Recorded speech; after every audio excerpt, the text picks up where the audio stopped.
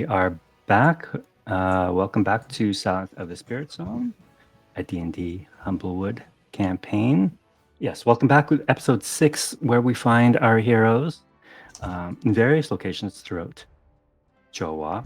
So Harlow had been given a message kind of to deliver from Enid. So I imagine she is looking for like a marketplace of some kind, which is, a familiar task from where she grew up at the outpost, going into town to take correspondence and that kind of a thing. So she went to find a market, kind of look around there, do something familiar, which she hasn't had the chance to do. Well, it hasn't been that long, honestly, that we've been here, but it's been a little overwhelming for sure. So just listening to stories of the travelers, seeing what's around in the market, and then headed back to Soto's just to find a way to find everybody again afterwards, since she wasn't sure where everyone was going to be going first and all that. So I spent the rest of the afternoon with Soto and the family there. Okay, can you go ahead and make a perception check for me, please, as you wander the markets of... Are you wandering the markets of the Tangle or Sure. down below? I guess it would be wherever I split up with the rest of the group. So which The Tangle. I guess it would be probably the Tangle. Yeah. And then headed Okay. back down below to meet up with Soto. So okay. The thing you notice about the market these days within the Tangle is that it's a bit more subdued than normal. There aren't as many shoppers. The market, the stalls, the stall owners are a little bit more despondent with fewer traffic coming through, and you see arguments breaking out in numerous places as people haggle over quality or over prices. In some cases, it looks like it's going to break out into fisticuffs. There's a lot of tension in the air here. There's a lot of unease, a lot of mistrust. You do notice one individual who kind of stands out from the others, though. He's a Gallus, a Houghton Gallus. Big, bright red crown. What do they call the rooster? The crown. And he's wearing overalls. And in his overalls, he's wearing a belt. Over his overalls, he's wearing a belt full of tools. And this individual catches your eye as he is haggling over what looks to be a plain metal disc. You see him arguing, "I told you the specifications must be exactly 2 feet, and this is 2¼ feet. This will not do. I need you to shave off a 1/4 inch." And you see the stall owner, a blacksmith, saying, "Oh, that's going to take me another week to do." So I don't care. I will not. I refuse to pay until you correct your error. And you have put me behind schedule now by at least a week due to your incompetence. And you can see him huff at that and kind of storm off. And as he storms off, he kind of brushes shoulders with you in a huff and walks past you. But the thing you noticed about him that stands out for the rest, he's as a Fizar yourself. This is the first individual you have seen that looks remotely Fizar-like or Gadgeteer-like, with all his tools and just his overall look. Actually, I'll show you a picture of him. There he is.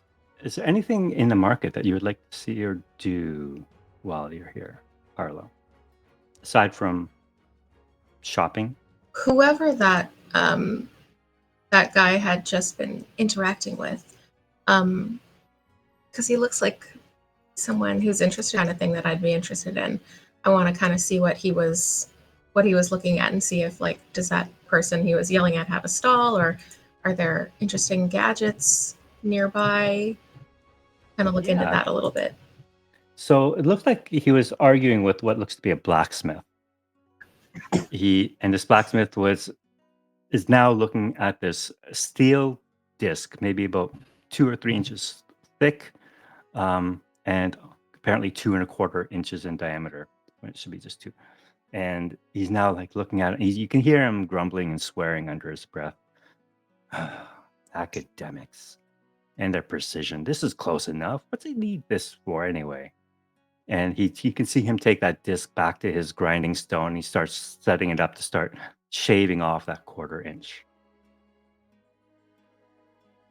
All right, I'm gonna like kind of hustle my way over there and get up close. I don't want to startle him, but I'm also very excited and interested. So I'm gonna kind of slam my hands down on the table and be like, "Hi, what is that? Who was that guy you were talking to? What are you making this for?" Uh, this particular smith is a Mapak, and as you slam your hands down onto the counter, he jumps visibly, and almost the wheel that he's starting to set up on his grinder almost falls off. And with a startle, he turns around and says, "Oh my God, who? What do you want? Can't you see I'm busy?" Yes, and with something very important, it seems like. I was just curious about that guy you were just talking to. He seemed like he was making something really important, and this disc seems really important. And I'm just curious what you're doing. Oh, that's Professor Zuko from the Luminarium. Never satisfied. His instructions are always so vague, yet he complains when it's not to his exact and precise measurements. Anyway, what can I do for you? With the tool belt and all the tools and gadgets, that's a professor. He kind of shrugs and says, "Yeah, you never think so, but apparently he works up at the Luminarium." Do you know what this thing that he has you making is for? No idea. He comes down with the Hmm. strangest requests.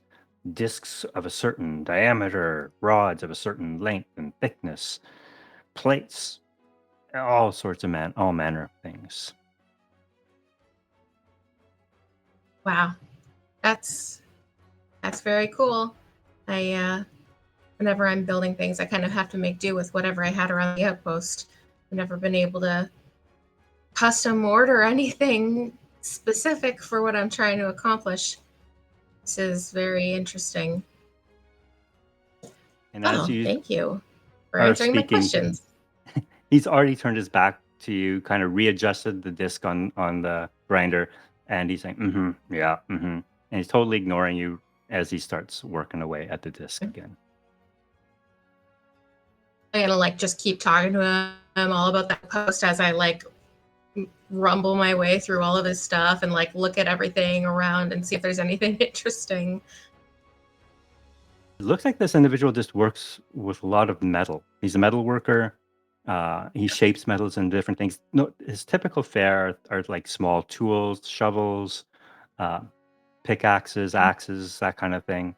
Um, and these things that he's making for this professor just seem very different. Harlow's gonna take her opportunity to just kind of like overshare, which is her favorite thing, and just look at all the cool little pieces of things she's never been able to uh, have professionally made for her or for her gadgets before. And when she realizes there's nothing completed like gadgets, it's just parts. She's gonna take off after where this Professor Zuko went. Okay.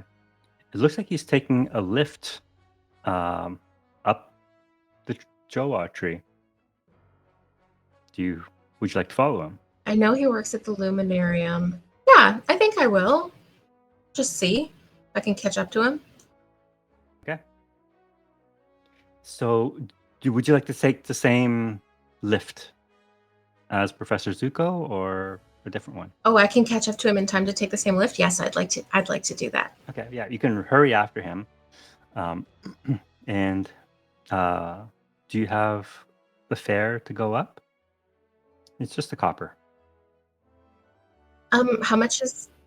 Yes, I do. I do. Okay. All right. So you can see him absentmindedly flipping a coin to the lift operator, and you scramble on with a few others as well. And you can already see he's lost in thought. He's kind of talking to himself. He pulls out a little scrap piece of paper and a quill, and he's scribbling notes on it. And then he stares off into space a bit as he's doing some mental math and calculations, and he scribbles down some more notes. As he's taking notes, I'm gonna kind of like come up closer to him and sort of peek over his shoulder, really excitedly, trying to sort of see like, is he working on like gadget sketches? What does he put in his notebook? Is it like what I do? And just to see what's Are you going on trying to there. be stealthy with this, or do you care? Not really. I'm just trying not to be. I don't want to distract him from what he's doing, but I'm not trying to hide that I'm doing. As he's writing his notes, you can see over his shoulder. Uh, for a mapa, actually, he's not a mapa. This is the Gallus. He's taller than you, so you have to try and kind of look under his arm as he kind of scribbles. And as he's doing this, you can clearly see that he's drawing some sort of what looks to be some sort of mechanical thing, creature perhaps. And you can see him drawing out legs and appendages and making the measurements and measuring out gears and that kind of thing. And as he's sketching this out and making notes, and you're so engrossed in what he's drawing, you don't notice that he's stopped drawing until the next thing you notice is that he's staring right down at you. And it says, "Excuse me?" I'm gonna turn up to him and be like, "This is incredible! I've never seen anyone else making gadgets like I make. This is so cool, and it gives me so many ideas." And I'm gonna take out my sketchbook and start like rifling past all my sketches of my gadgets and my prototypes and go to a blank page. And I'm not gonna try to draw what he's working on, but some of the like mechanical concepts of like the way that he's incorporated the cogs and the math. I'm gonna start writing some theories and diagrams there and keep going, like talking as I sketch this. Right from Blacksmith, is this, you do this at the Luminarium? Yes, I do. And he tucks away his notes into a pocket into his overalls and says, "May I?"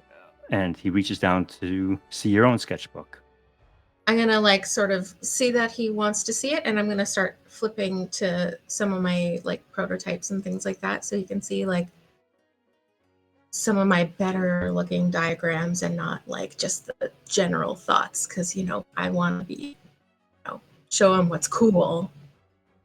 Okay. Are you do you hand him your workbook, or you just kind of holding on to it and showing him? Does it seem like he want to take it? He wants to take it. All right, I'll let him hold it, but I'm not going very far. I'm very up close to make sure that I can have it back. All right. He starts he takes it and starts leafing through it. And you can just hear him say, interesting. Not bad. Oh.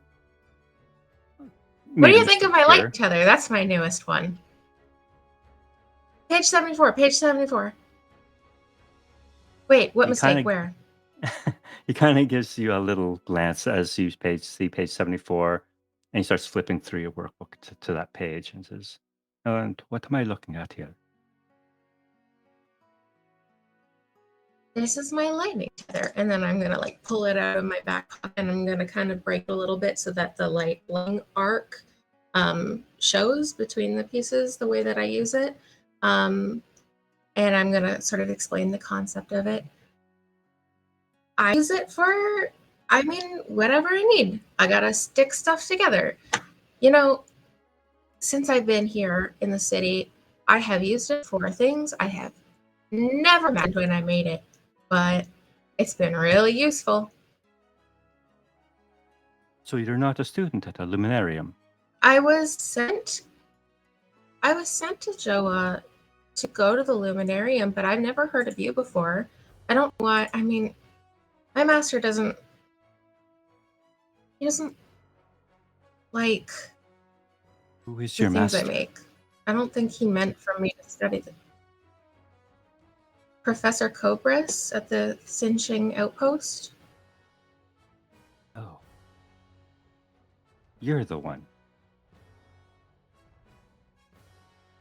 He kind of closes your workbook and says, What? passes it back to you,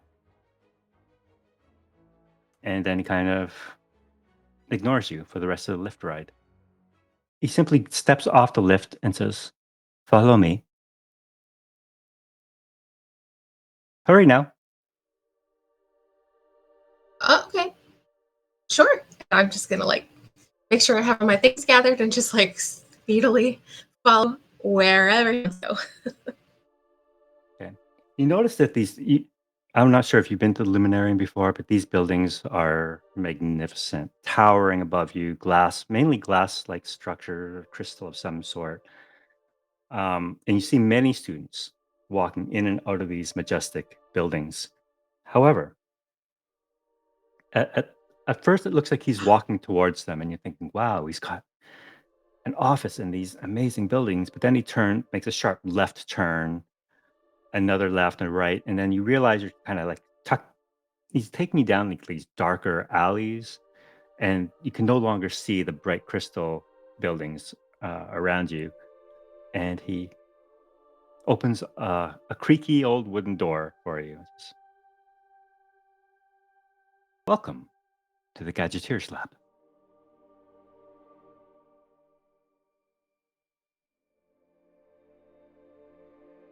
She's has no words. She's just like so excited about this mysterious, amazing engineering mystery room. Can't think of anything to say. She's just like wide-eyed. It's awesome. You enter a room, and first thing that strikes you is the noise in here. You just hear clickety clackety clickety clackety. You have all these gears turning, gizmos. You have no idea what they do, but they look incredible. Little puffs of steam being released from this machine in the middle of the room every now and then. And you see the professor immediately go up and turn some dials here and there, take a reading, scribble a little note down, and just make yourself useful as he continues to be occupied with various gadgets and machinery in this room.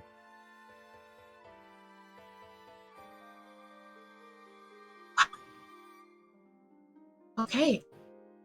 I'm going to this thing in the center of the room to see how is it connected to everything else. Is it like controlling other elements in this room? Is it some kind of like centralized, I don't know, functional thing, or does it what's its purpose? Or is it like just a display of like all these different like concepts? I want to know what it's doing. So I'm gonna try to Go ahead and get make oriented there an and see what this investigation thing check. is.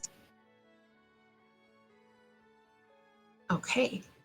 Investigation. Ciao.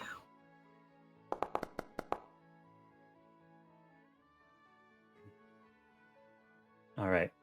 You can see, I'm not sure if you can see on the wall behind the machine, a little kind of like white piece of paper that's kind of pinned up with some diagrams. You can kind of see some of the um, schematics for what he's building here. This thing itself seems to be some sort of device that builds other devices.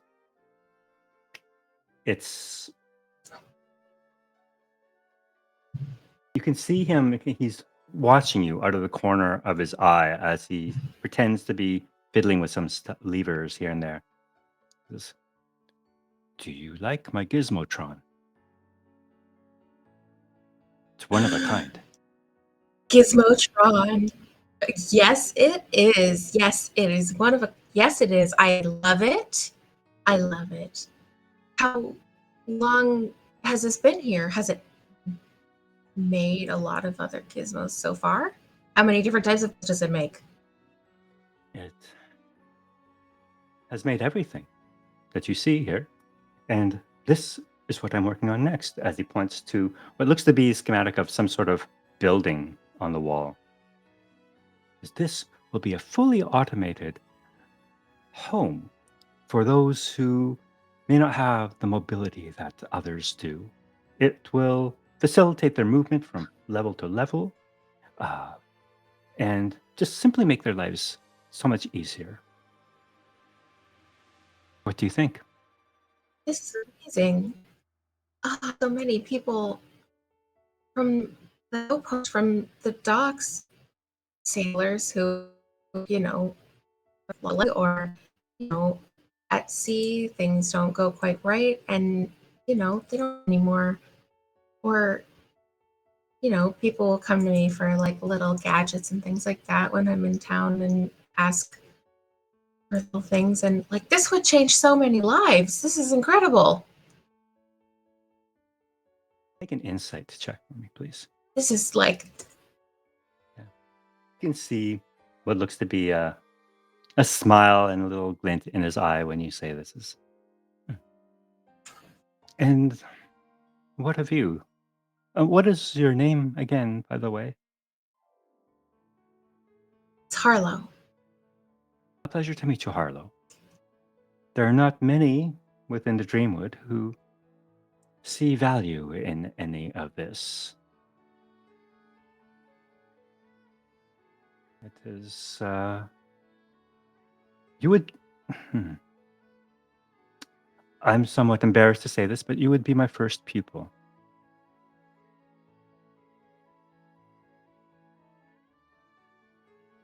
I could be a pupil here and Oh, learn this on purpose.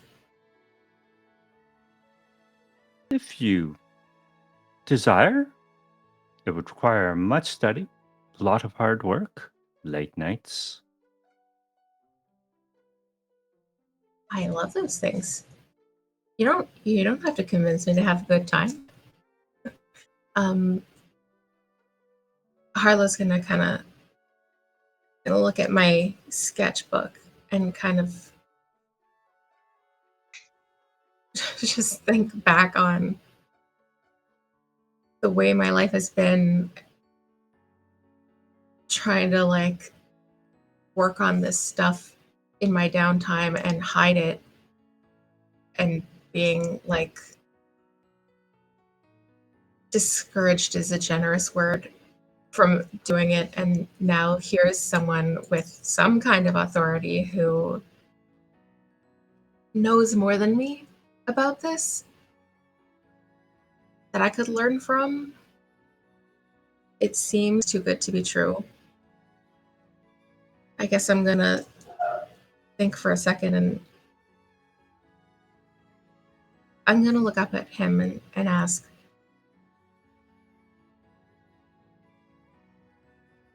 why did you say in the elevator you're the one? You know something about me already? Yes. Did your master not tell you? He sent a letter a while ago explaining that he would be sending someone, what did he say now? Beyond his help. And he thought that you might be better suited under my tutelage than his.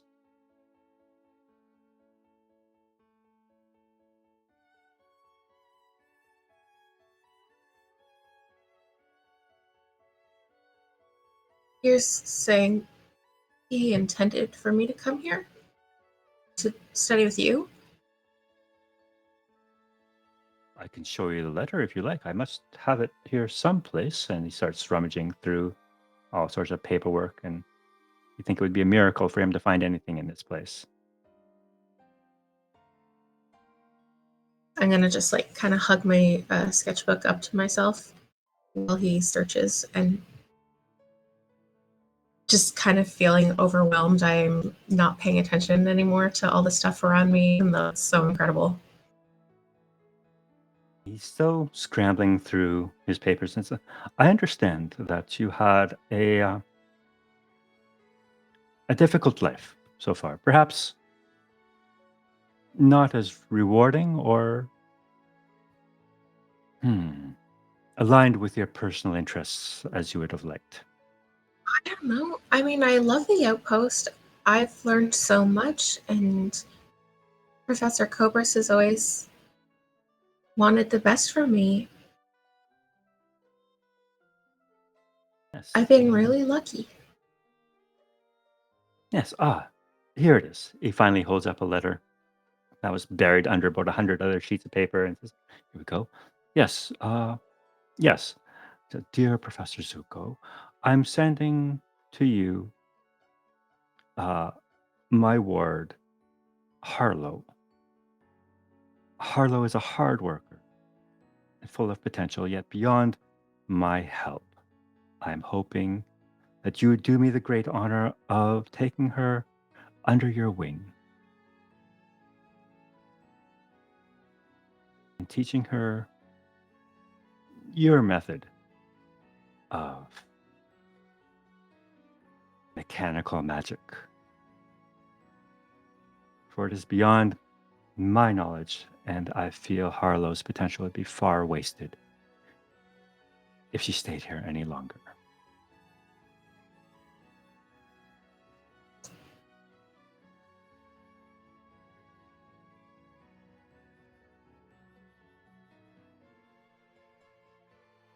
Can I, do you mind if I look at that? Of course, he hands you the letter. Thank you. Is it okay if I walk around and sort of look at the space for a minute? Of course, of course. It's, I've always meant to visit that research outpost. Sounds quite fascinating, but water always makes me a little queasy. I prefer solid ground. Even being up here, this high up in the Joe Ivor tree, is a little unsettling. I'd much rather be on the ground. Oh, it's okay. I made some glasses that make motion sickness not bother. I'll show you a schematic later.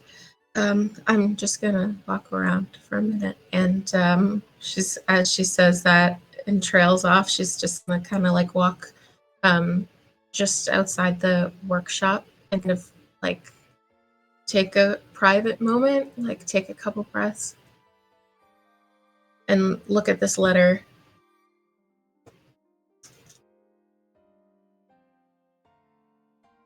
Like everything she knows about her master and how he sees her. This is confusing.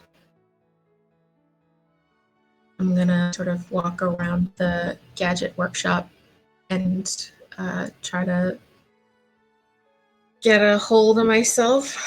And I don't know, maybe I'll look around what else is in the area. Like, what's near the workshop? Is it like quite far from the main luminarium? Um, it's a little ways off. You can tell that his faculty has been relegated to the backest, darkest corners of the luminarium, um, mainly because he has no students. Um, he's been given a little lab, little space to do his thing, because occasionally he comes up with something useful, but otherwise, he's really only a professor in name here. No, with no classes, no students. He's just kind of a tinkerer, kind of hangs out here. While you're taking that walk, I'm gonna make a shift down to the down below.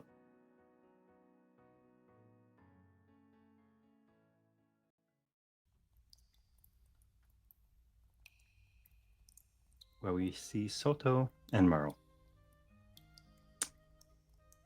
Um, your children are running around playing, and they have found Pookie in your shed. And Ruth comes rushing up and says, "Oops, Daddy?" Is that a monster in our shed? I think he's going to giggle awkwardly, like, haha, no, Ruth, that is, no, not a monster, just a large friend. And you see your other two children come rushing in, and they're saying, uh, "Can we play? Can we play with your friend?" No, children. You see, he's rather delicate, even though he is of such a large size. And he's afraid. He doesn't want to come out. So no, I'm afraid that you can't. And he's just like trying to make shit up, like, so that they like just drop it. Can I bring him some roasted walnuts? I mean, you could certainly try. That's very kind of you. Maybe he would like a treat. It's been a while since he's had something to eat. Why not? You can see TP, the little Gerbine. He's the bossy one of your group, and Marcel, kind of jostling one another for the plate of roasted walnuts to bring to him. In the meantime, you see Ruth just kind of walk out on her own towards the garden shed. Ruth, where are you going? Wait for me to come with you. She doesn't seem to hear you. Ruth, answer me. And she stands in front of the garden shed now, and you can hear Pookie inside kind of rumble, and the walls kind of rattle a bit as he shifts. And she quietly says, "Hello?" And she reaches up to open the door. Oh, jeez. Okay, Soto's gonna obviously follow and make sure that she doesn't open the door. And Merle is standing at the foot door at the threshold of your house, looking at you worriedly, trying to keep an eye out on your other kids, making sure they don't cause too much havoc inside. But he just casts you a very worried look, too. He'll just say, Merle, I'm going to handle this. Just keep the other two under control. And don't be careful. And Ruth opens the door, and she just reaches up a tiny little hand. "It's okay. You don't have to be afraid." Soto's just gonna sigh under his breath, like, like there's nothing he can do. It's too far gone now. Let's just see what happens. And you see extending out of the shed an enormous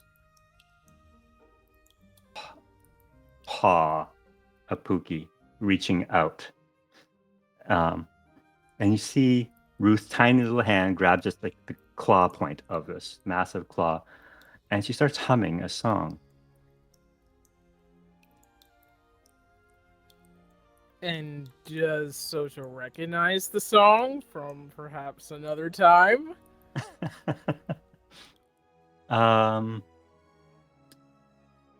Yes. I'm trying to remember now. There was a time who found Ruth in that stone circle ring? Who was there? Wasn't it? Oh no, I'm wrong. I don't think you were. I don't think Soto was there. Was he? No, I don't think so. Who was that? And she seems to be. She's humming the strange tune, and Pookie, you can just hear him go kind of low, a low grumble, but it's not like a roar, a kind of an angry noise. It's just kind of He sounds almost like he's trying to hum along with her, but he's way off tune and maybe about 10 octaves lower. Trying his best. Soto's not gonna interrupt. I think he's just gonna watch. You can see Pookie's hand emerge from the shed completely now. This monstrous hand, about half the size of your shed, it seems, and scoop up Ruth and pull her inside. Does she seem concerned, or is she just like chill about it? No, she lets out a little giggle.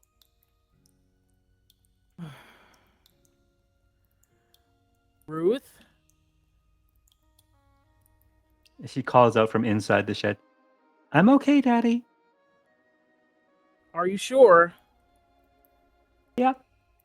And you see TP and what's his name again? Oops, didn't mean to do that. TP and Marcel kind of rush out with a plate full of roasted walnuts, spilling half of them, trying to get there first with them. And they stop outside the shed and they look inside. Oh, that's not fair. Why does she get to sit in his lap? Uh, Children, there are some things that just cannot be explained. You hear a loud knock at your front door. And Merle says, I'll get that. Who could it be at this? We're not expecting any visitors. You hear muffled voices coming through your home. And then you hear, right this way, Captain. And you see emerging into your backyard, Captain Varla, flanked by half a dozen other wardens. Oh no, we got busted. We'll see. Okay. I guess are they just like approaching where Soto and the kids are, or? Yep. Okay. Merle calls out, Soto, there's a captain from the Night Wardens here to see you. I'll go out. I'm coming. So he'll go out to greet the captain. All right. Well, they're all standing in your backyard, maybe okay. 20 feet from where Pookie is in the shed. Okay. So he'll just take a deep breath, try to calm himself, and say, "Captain, wardens, what brings you here?" It has been brought to our attention that you are harboring a monster. And then you can hear TP and Marcel in the background. Yeah, I told you it was a monster. I told you. And kind of jumping around.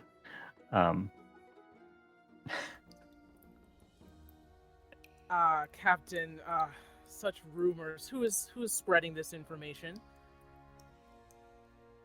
You hear Ruth giggle inside your shed, and the entire shed shakes as you hear Pookie kind of giggle as well. You can see all the wardens draw their weapons. Captain Varla does so as well. It says, "What do you have in your shed?"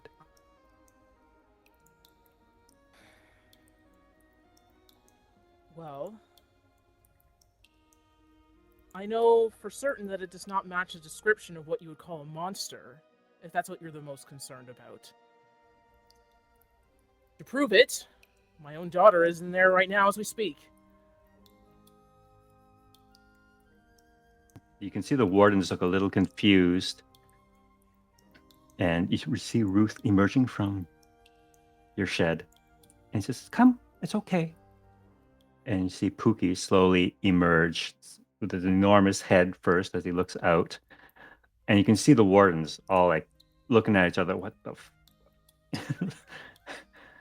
And Captain Varla is like, "You are telling me that thing is not a monster?" Correct. It has been here on my property for quite some time now and has not made any sort of effort to harm us.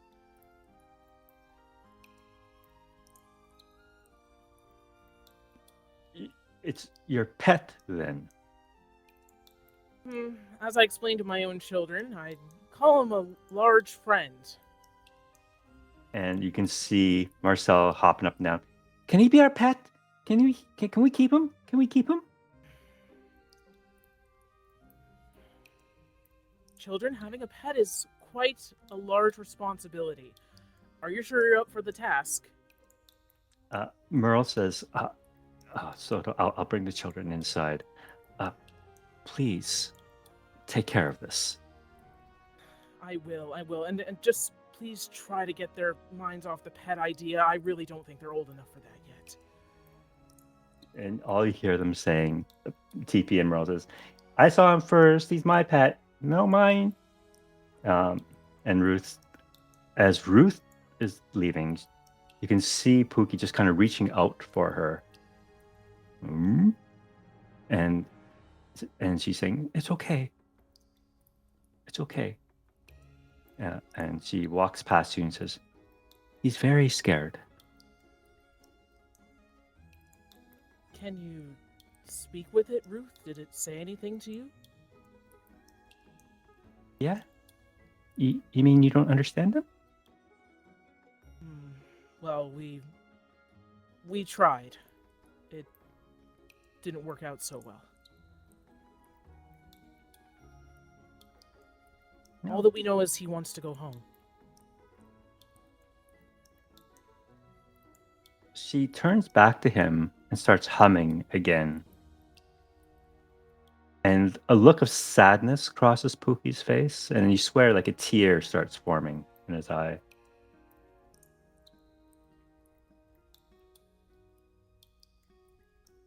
Yes, he misses home, and he misses his friends.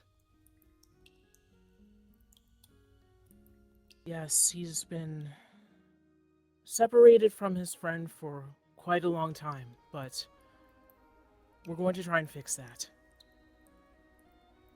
Captain Varla says, well, it would seem that this thing is at least not violent in nature, at least unprovoked. But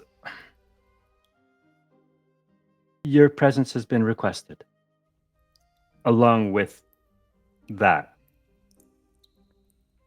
You mean to bring myself and the creature back to the crown? No. The Elder Miko would like a word. Oh, at the hole in the bowl.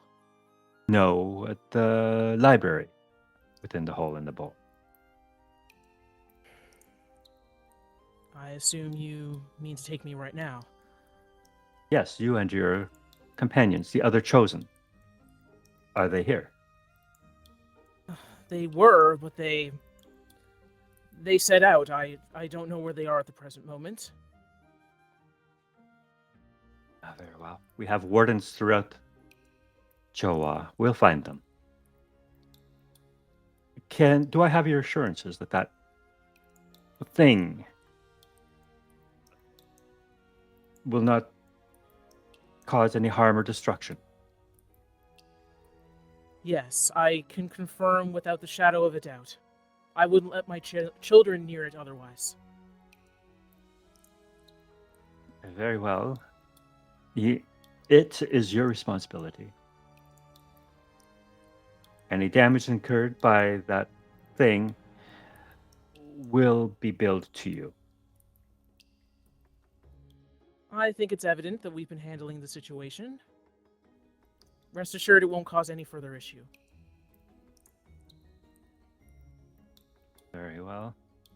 Do you have a blanket or something we perhaps cover him with? It would be unwise to travel through the streets of Choa with that thing. I could see if we have a tarp of some kind. And is there anything like in the shed that we could cover it with? Yeah, let's say you can find a tarp or enough blankets that you can like stitch together quickly to form like a makeshift cloak. But he still towers over everyone.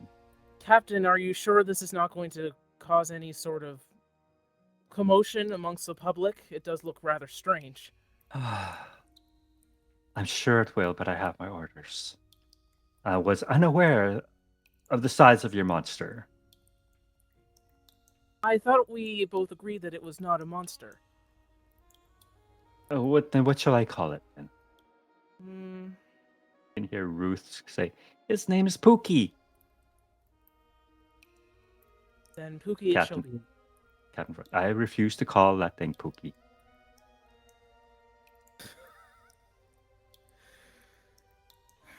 Hmm. Just simply call it the Beast then. If that is truly the only name you can think of. I feel it is rather fitting given its visage. She looks at the face of Pookie, kind of horrified. And come, we cannot keep the elder waiting. And as you leave with Pookie under this makeshift kind of cloak, which is basically just a tarp and some blankets sewn together, thrown over him, his horn is still kind of jutting up, so it still draws a lot of attention. The occasional feather sticking out, big monstrous clawed feet poking out every once in a while as he walks through the crowds. People are pointing, whispering. But as you leave your home, and Merle says, "Will you be long?" Oh, Merle, you know what happened last time.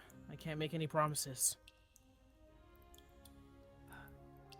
I'll keep a plate warm for you. Thank you. And Ruth is standing at the door holding Merle's hand, just waving at Pookie. "It's okay, Pookie. My daddy will take care of you."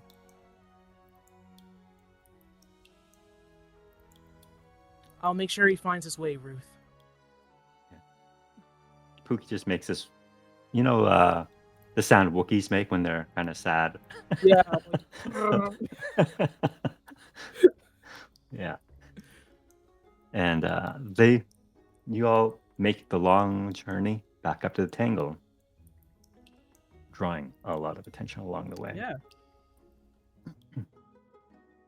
I'm going to switch back to the Luminarium, where we find Old Bog, Kokoro, and Enid. Stool guy.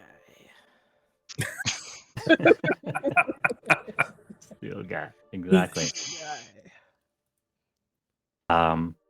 You've just emerged from the Luminarium. Enid, you just had your conversation with Karen.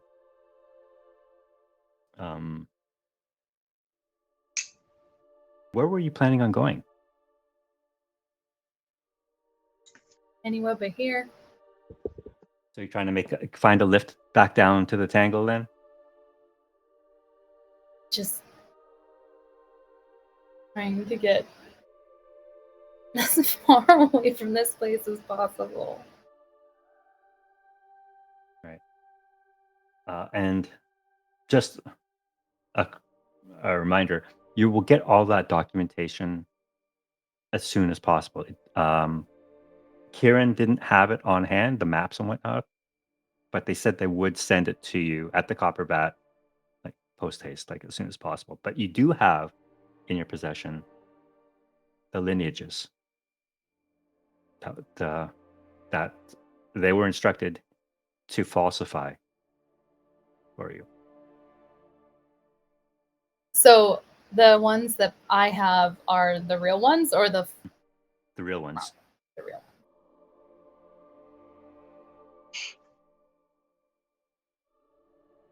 Yep. And I also have Kieran's research, yeah?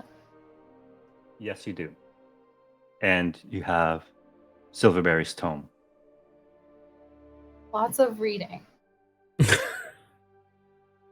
My favorite activity. Yeah. No, I guess I still have Kokoro and Old Bog, like, just not meanly, not harshly, but just kind of more urgency holding them and walking as fast as I can. Yeah, you were all there. when Enid emerged from the archivist's office, looking perhaps a little rattled, maybe, and a little quiet, I suppose, but in a hurry to get the hell out of the luminarium. And as you approach the lift, you see a familiar face approaching you. Kusat. This man again. It's, I have been waiting. Long have I waited here at the top of the lift. Here at the luminarium for you, the chosen ones. So long. Hi.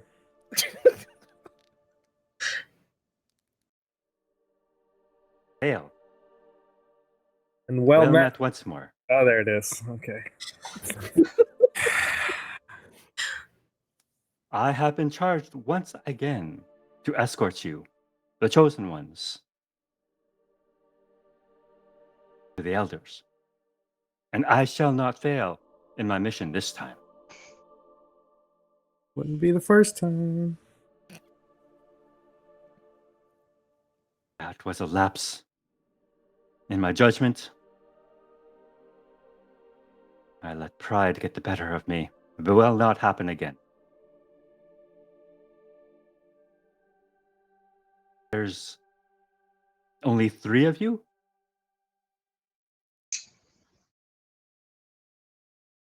One, two. Yeah. That's what it looks like. Where are the other 2? I don't know, man. It's your job to escort us, so you tell me. Did they accompany you to the luminarium? Cool guy? That lady? Nope. Nope. Nope.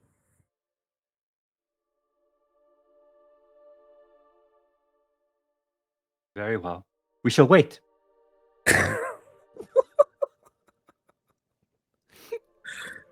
Where would you like to wait? We shall wait here. Where I waited already. Quite a long time.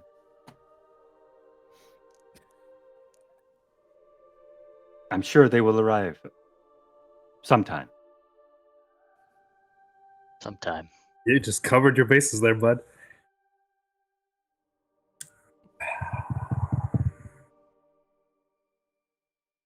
Hey, Kuset, Yes. what happens if we don't want to go see the elders? Well, then, that is not a choice.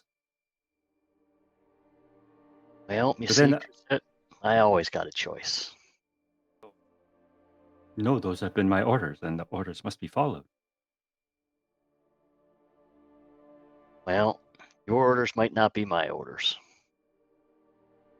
Because I ain't got no orders. I shall not fail in my charge again, as he pulls out his greatsword. Oh Whoa. boy. Whoa, buddy. Whoa. Whoa.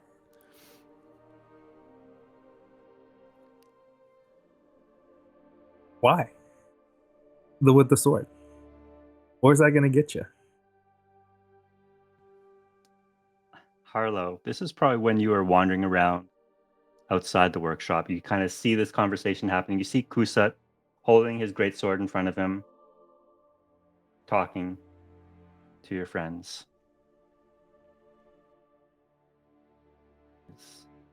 I do not wish to harm you, as you are the chosen ones, as has been foretold by the stars.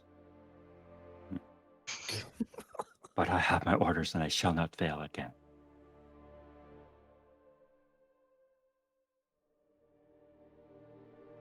All right, so when Harlow notices everybody, she's just gonna kind of like get herself together a little bit and try to look normal, and she's gonna try to approach like from kind of behind Kusat if possible, so that it's like not as obvious necessarily Make to a him. Stealth check for me, please. Okay. Shit. I feel like I don't good at this. Check this. Attempt is being made. Yeah. Oh no, it's okay. Okay. All right. Yeah. Okay, it's Nice, 30 We It's like, a- we like that. We like that. whoo-hoo. All right. All right, you sneak around behind. He doesn't seem to notice you, as his focus is solely on the 3 in front of him. Cool, buddy. I'm gonna try to signal to them and be like, what kind of a situation is this? Do you want me doing anything? Sort of gestures. Old Bog just shrugs. Kusat's looking at you. Why do you shrug, old man? Don't worry about it. I'm gonna send a message to Harlow with message. Just be like, Harlow? I'm gonna wave. This is fucking adorable. Why are you here? Can I answer with message or do I just hear you? I think you can reply. I think you can reply to message, but I have to Cast it. recast it. Like when I want to say something back. Okay. Well, since I can hear you, I'm gonna just start answering just in case. And be like, I found a guy that like apparently I'm supposed to study with, and he's really cool. And now I guess I'm here to get you guys out of trouble again. You're welcome. Finger guns. Pew pew pew pew. Quietly under my breath. What is happening? We need to get out of here as soon as possible. And message. Are we standing in the middle of this? Isn't too Enid. Are we standing like in the middle of like an open area or Yeah, like you are. You're Okay. kind of standing in the middle of an avenue that leads to the lifts that will bring you down. Okay. With Kusat's like outfit for the wardens, do they wear like a cape or anything like that? Yes, they do. Okay. Is it possible for me to like try to use my nail launcher to Oh my god. try to nail the cape to the ground? Hmm. Yeah, for sure. Okay, I'm gonna try that. Incredible. Okay. Roll to hit, I think. Go ahead and. Okay. Oh god. This man has the worst Do I luck just- ever. With the update, do I just hit nail launcher? Will it do both types for me? Let's see. Let's see what happens. Yeah, fair enough. Yeah, you just roll the attack. Cool. Not 20. Yeah. Oh So my god. describe to me how you nail Kusat's cloak to the ground. Sneaky All little- right. Incredible. I'm gonna shrug back at Enid. I'm like, okay, and take my nail launcher out and wait for him to start to turn because he hears me talking really close to him. And as he turns and his cape kind of billows out to the side, I'm gonna be like, ka-choo, ka-choo, and like both corners of his cape just like straight into the ground, and he kind of like fall on his butt. All right. So he kind of turns around like something can't. He knows something. He's stuck back there, but he can't turn around and see what's going on. What is the meaning of this? Do we see her doing that? Oh yeah. I'm just Okay. standing in the middle of, right in the middle of this whole thing. Like, let's go. Let's go to the elevator. That's one way to do it. Let's go. Go, go, go, go. I'm gonna like walk with them or run, I guess, and turn back to Kusa and be like, "What's your problem, man?" Just leave. You can see him still struggling with the cloak. I'm just going to roll a quick intelligence check for him. Oh, jeez. Poor Kusa, man. This guy's going through it. I can't believe that He's going worked. through the whole campaign. All right. So you all rush past him towards the lift. You guys paid like a gold piece for your lift pass, so you have free free passage Right, on this okay. thing. I got Emmanuel's signature right here. Yeah. And you can see Kusat struggling at first with his cape, but then he realizes what's happened, that his cape is nailed to the ground. So he takes his sword and just cuts the bottom of his cape off and comes chasing after you. How far away is he from us? He would be, I'll say, you guys have dashed, you'll be a full 60 feet in front of him. Is there only one lift? There are several, but there's one. Actually, go ahead and roll me a d6 for me, please. Evens, there's one waiting there. Odds, there is not. A D6? Yeah.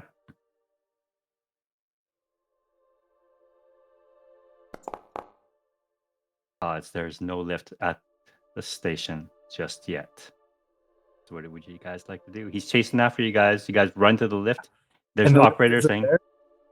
sorry? The lift isn't there. He's just cranking it. He's just cranking it. He says, it'll be here within a minute. Ugh. A minute is so long. How far is it? Yeah, can we jump? You jump. 2 of the 4 of us can kind of fly. We can, yeah, those of you with glide might be able to somehow make it. I don't think I can. I don't have that ability. No. Old Bog certainly cannot. Yeah, Old Bog isn't running very fast either. If Kusad wants to catch up to us, he can have all day with Old Bog if he wants to hear some great stories from the vat.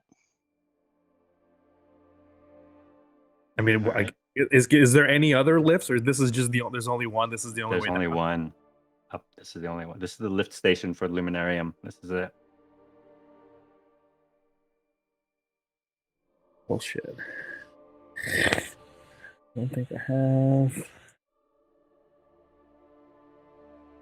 I mean, this guy's entire identity is so wrapped up in us. We need to go to a therapist and talk about his codependency. Like, Yeah, All I right. don't get him at all. What a weirdo. You guys are standing at this lift. The lift operator's turning the crank as fast as he can. And Kusa, seeing that you guys are stuck there, puts his sword away and casually kind of walks up to you and says, How far is he from us now? maybe 30 feet. Charm person. Okay. What's the saving throw on that? Shit. 13. Charisma or wisdom? Wisdom.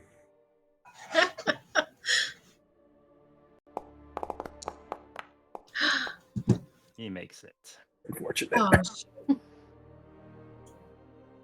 And he starts saying, he looks at you a little confused when he starts walking towards you, but then he says, I understand.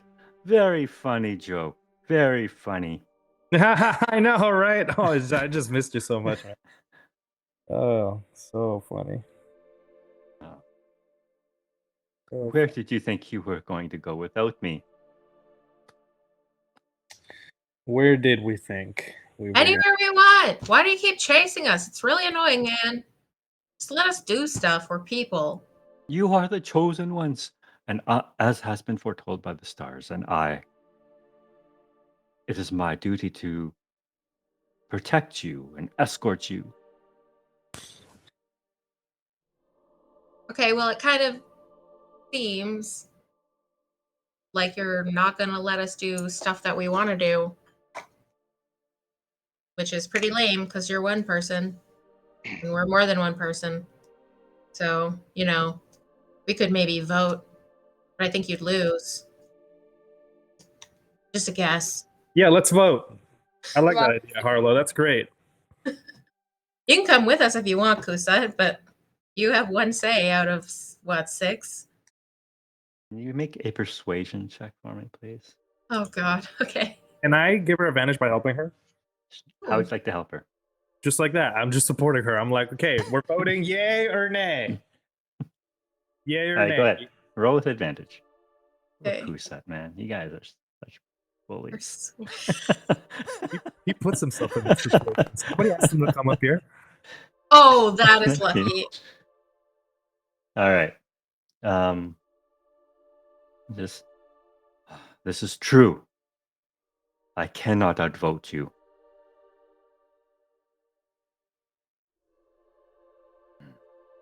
This is quite a quandary.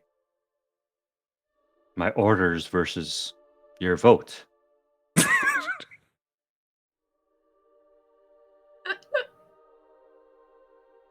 But I cannot fail.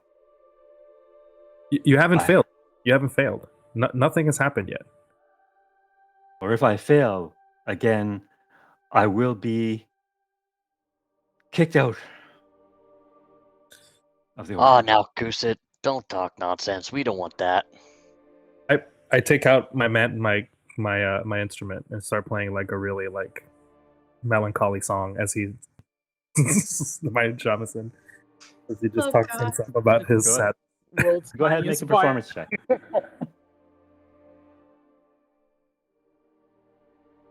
One more. It's quite moving, and you see Kusit as you strum this melancholy tune. You can see him kind of look a little bit, he goes a little quiet. And you can see sorrow in his face.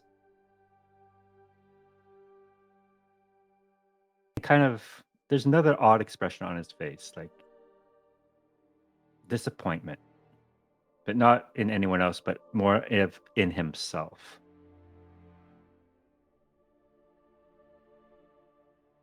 And by this time, the lift operator has brought the lift up and says, "Sorry for the delay. It's here now. All aboard."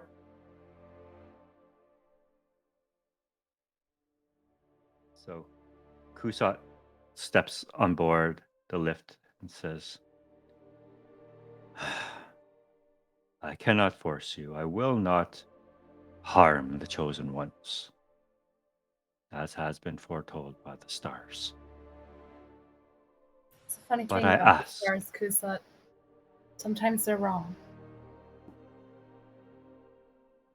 He looks utterly confused at that. How could that possibly be? It says, "But perhaps if I ask you, as friends who have shared combat and battled together in the face of a terrible foe, that you would accompany me."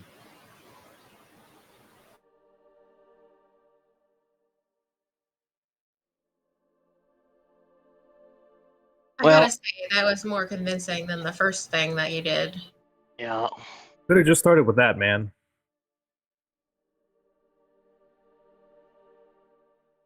Old Bog's gonna look at everybody and say, "Shouldn't we meet up with Soto first?" Probably a good move. Someone has already gone to retrieve Soto. Who? Yeah, who? My captain, Ooh. Captain Varla. Carla seemed alright. Yeah, but Bog thinks old Bog thinks of the monster in the shed and says, "Uh-oh, that's not good."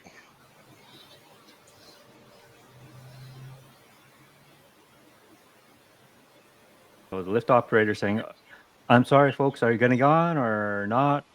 Yeah, I got- let's get on the lift. And as we get on the lift, I'm gonna ask Enid, can you send a message to Soto? I don't really know how it works. Just to see if everything's okay.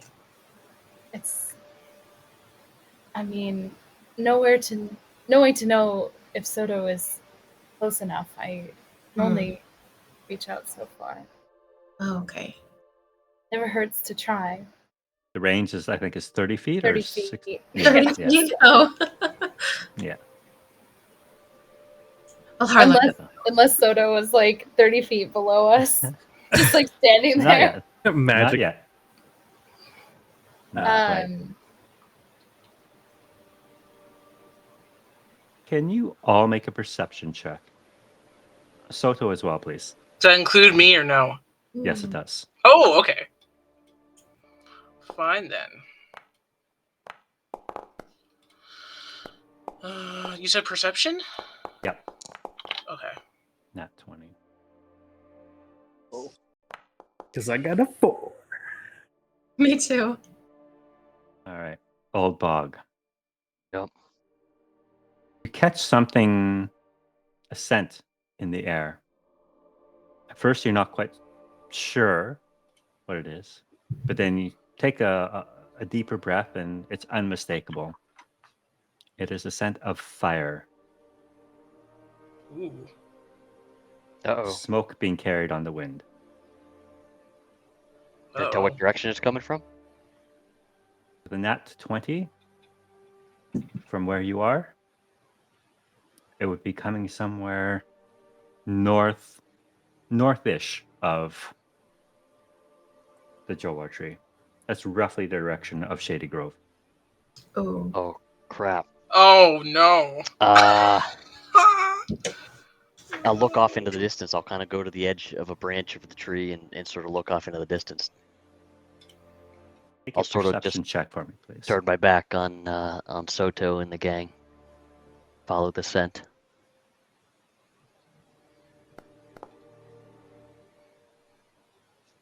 It's hard to tell, even from this height and this great vantage point. There's still a lot of foliage.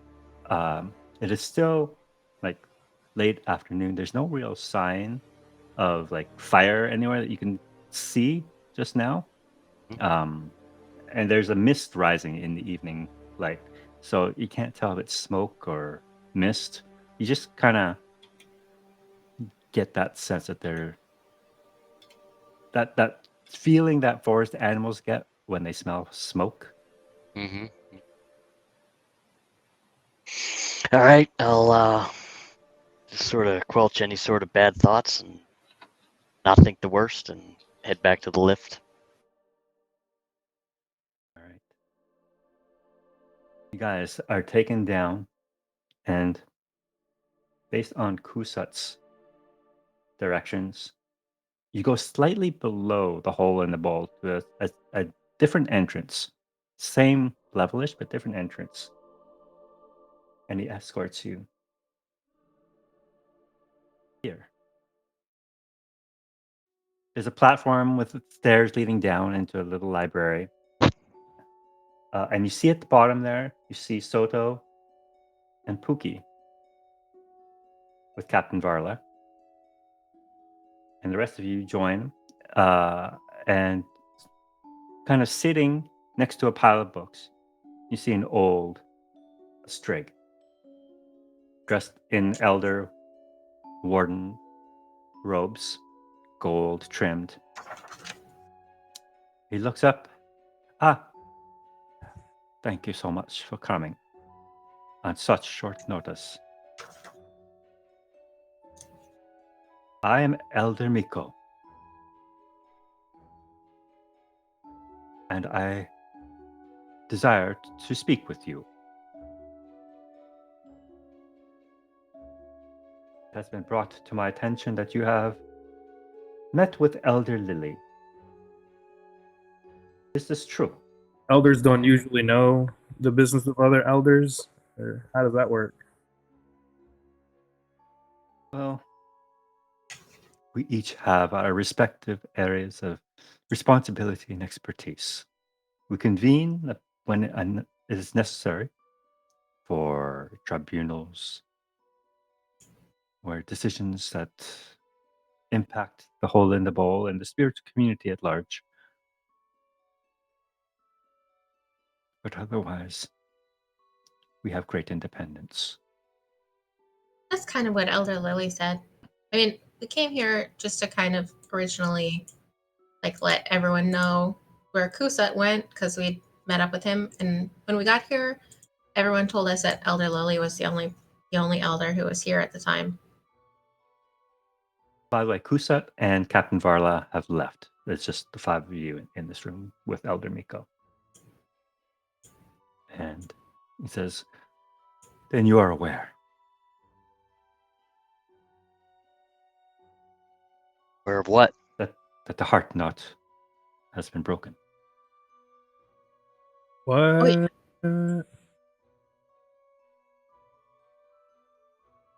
And is the spirit held within it is now lost to us.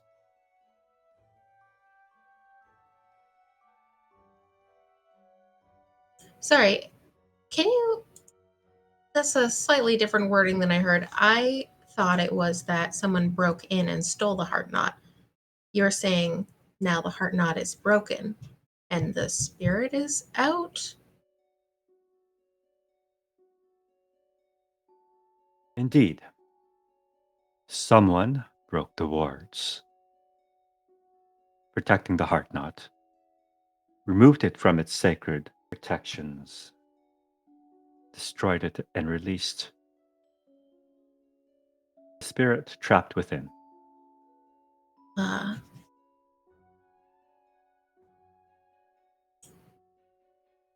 Now I would ask you, now, who tasked you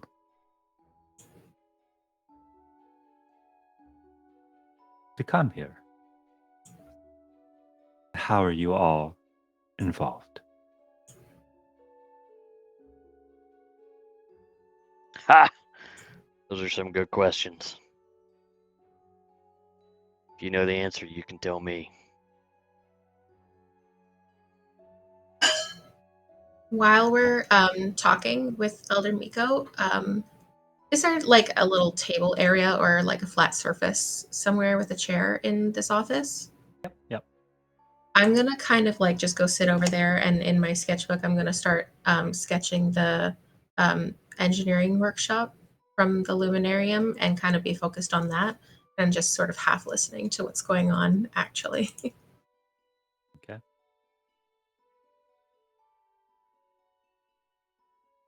I wish to know your allegiance. There are forces at play within Jowa and perhaps within even the wardens themselves which seek our destruction. And I am curious to know each of your parts in this play.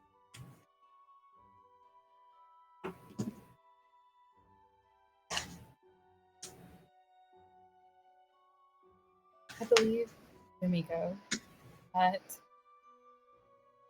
the conversation inevitably will come to an impasse in that no one, and sorry if I speak for other people, but no one in this room knows our roles. Other than what has been foretold by the stars. We are yanked from place to place and often brought to places that we don't necessarily even want to be. And as for allegiance, to ourselves. There have been rumors that you are the chosen ones.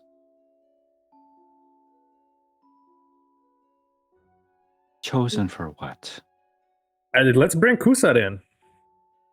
How about that? Because he's the one that got us in the first place, right? I was just minding my business in the street, doing my thing, walked into the copper vat, and there he was telling me that I was foretold by the stars. And now I'm here in your room and you're asking me exactly the same thing. So if you have people in the hole in the bowl that know more than you do, they certainly know more than we do. So how about we bring Varla back in, and how about we bring Kusa back in, and we ask them the same questions. Very well. he rings a little bell, and Captain Varla enters and says, "Please, Captain Varla, invite Kusat in with you. We have matters to discuss." And they both enter, and they look a little confused because they're not usually asked to attend these sorts of things. And Elder Miko asks, "What is the meaning of the chosen ones, and how does it pertain to these individuals that sit before me?" And Kusat speaks up and says, "It has been foretold by the stars." And Elder Miko just looks at him, tries hard not to roll his eyes. Says, "And who foretold this?" And Kusat looks genuinely confused. Says, "By the stars?" Elder Miko says, "Who told you this?" And Kusat says, "Oh, uh, Elder Lily." And he turns to Captain Varla. "And yourself?" Captain Varla nods. "Elder Lily." And so Elder Miko turns back to, dismisses the captain and Kusat, and asks, "So what was your conversation with Elder Lily about then?" Well, thank you for doing that, Your Majesty, and I'll just bow really quick. She talked to us about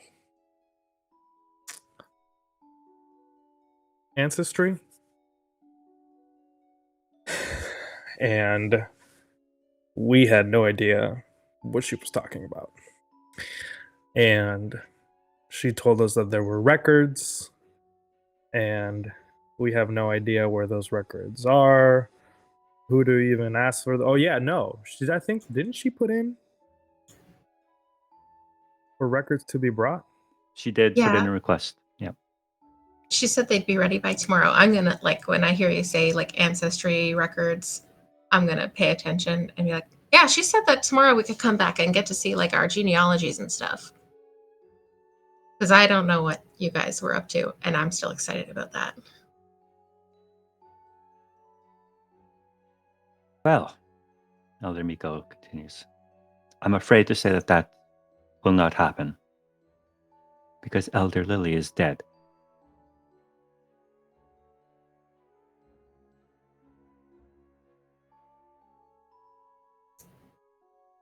Oh, What happened?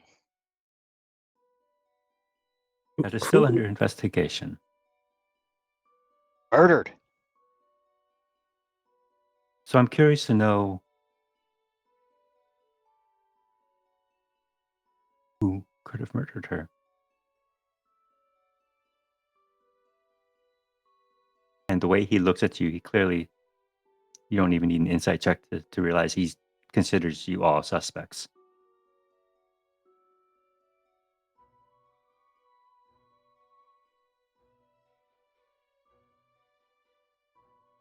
So tell me once more, what are your allegiances?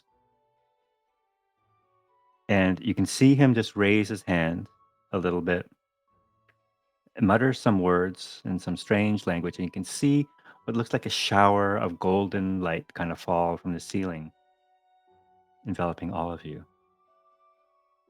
You guys are all now within a zone of truth.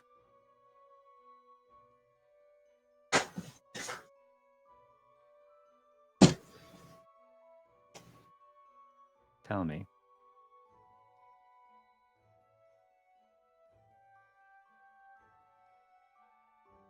are you responsible for the death of Elder Lily? No. Nope.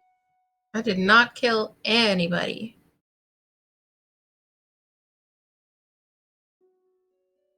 Do you know who is responsible for Elder Lily's death? Nope. Oh. Last time we met with her was literally a day ago, and we were escorted to this room by Varla, and then she put in a request for those records and told us to come back in a couple of days. And then we went back down and encountered some trouble down in the tangle, which we thought we'd help and bring that down. And now Toto is up here, we're up here, and that's all we really know. That's all I know. And what is that? As Elder Miko points to Pookie. Also a really good question. Rainbow Fuzz over here is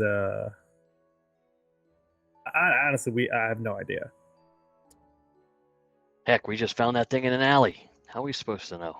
Yeah, he's like a big, I don't know, mutated friendly thing. I don't know. It was scared when we found it. And speaking of allegiances, we were trying to make sure that people in the tangle were safe.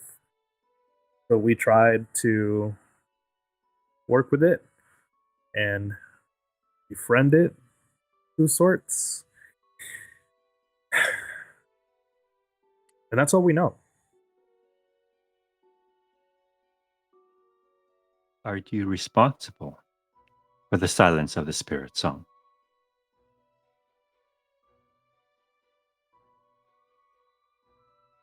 Everything that I know about the Silence of the Spiritsong, I've learned in the last 2 days that we've been here. And it seems like everyone thinks that we've got to fix it, not that we're responsible for it.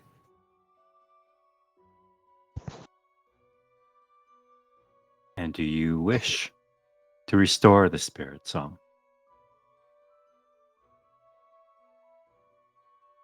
Well, it seems pretty important. Who wouldn't want it to be fixed?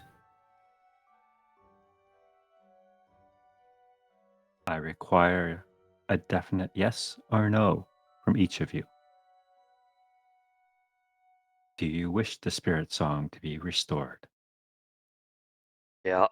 Sure.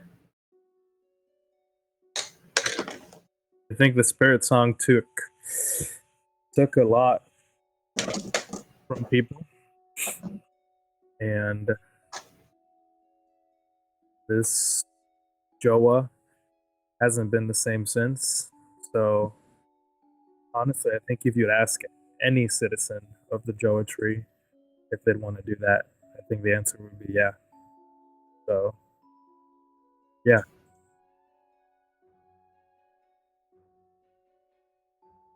Elder Miko looks to you, Enid. Yes, of course. There is no need for a zone of truth. What I said before was true. Though impressive magic, it's unnecessary. Our intention is not to deceive you. And at what cost?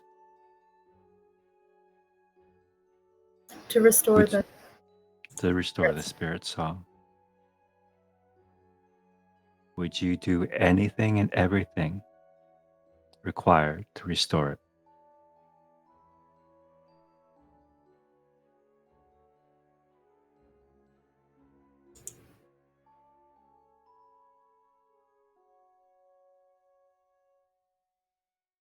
I don't know. Because I don't know what we're going to have to do.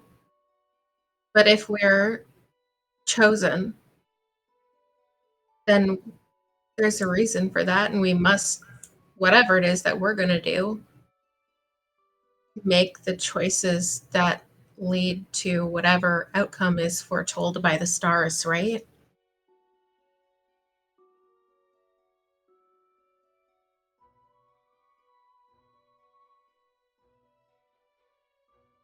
looks at the rest of you for an answer.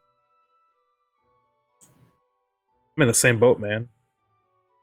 To be honest, and to tell you the truth, like we don't know what any of this entails.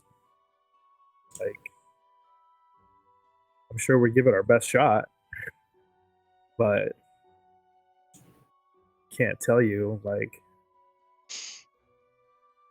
I don't know. I'm not Kusut. I'm not an extremist. I'm not here nor there.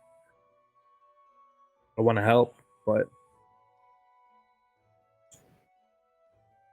It would seem it is not clear to you from history what shall befall not only the Jowa Evertree, but the entire Dreamwood, should the silence remain.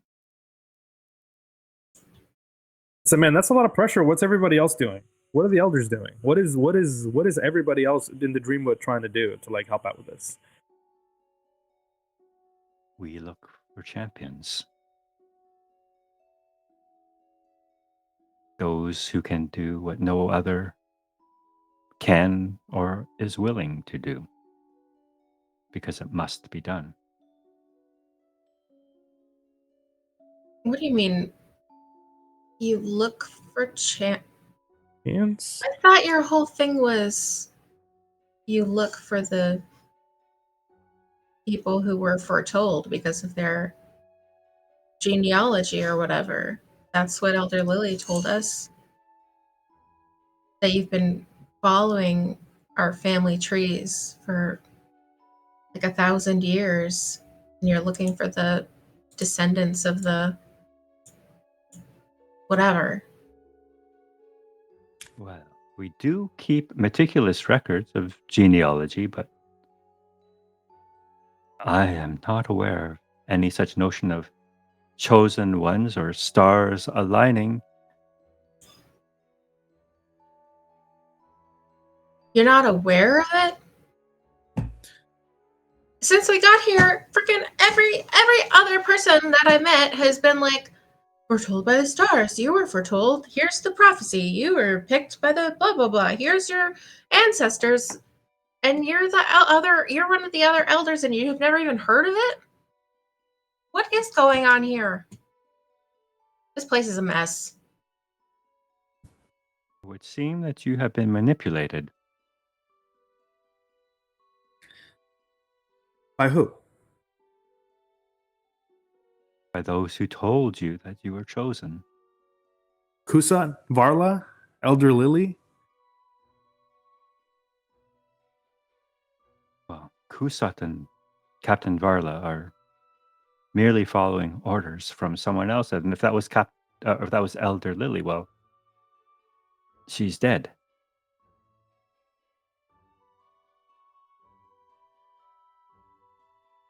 Like people Talking in stepping on the wrong- circles. Miko, what are you trying to say? There's rot in Jowal. And while there is rot, I must find it and destroy it. But in the meantime, I seek champions, those who will do what must be done. Are all be destroyed. Everything we have built here for the last 1,000 years. You can smell it in the air already. The scent of war. Old Bog nods. It is upon us, and soon the entire Dreamwood will be nothing but ash if we do nothing to stop it. Who's declaring war? The last time the Spiritsong was silenced, the necromancers rose up, allied themselves with those who would bring flame and fire to the Dreamwood. in its destruction, death, and in death, the necromancers only grew in power.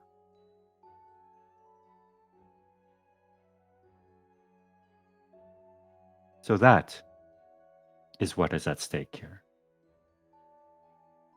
I will not flower it up with telling you you are chosen or that it has been foretold. No.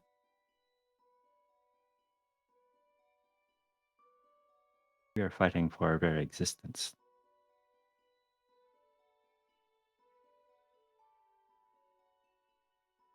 So I'll ask you again. What are you willing to do to ensure the restoration of the Spiritsong?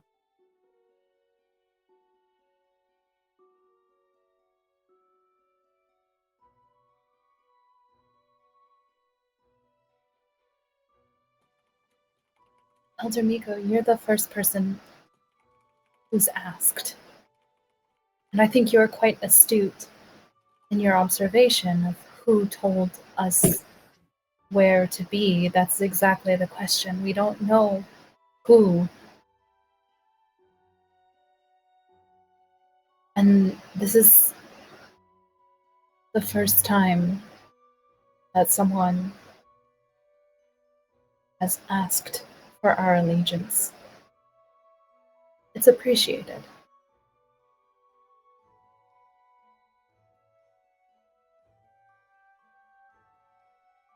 I will not pretend to understand how or why each of you have been pulled into this, but someone, the one behind this screen, behind and pulling the strings, has in fact chosen each of you for a reason. That reason is unknown to me and apparently to you as well. But nevertheless, you have been chosen in a way. Elder Miko, do all of the elders, or I guess did since Elder Lily's gone, but do you all have powers like this? Like to make people tell the truth or any other kind?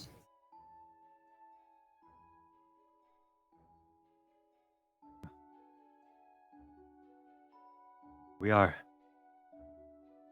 typically chosen as elders for our experience and perhaps a little bit of our longevity.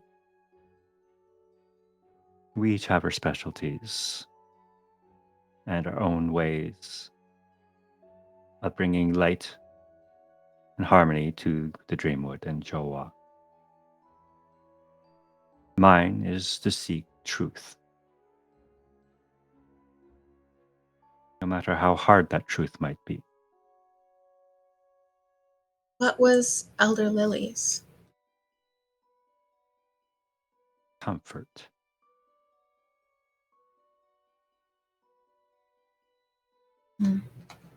And Elder Padme? Honor.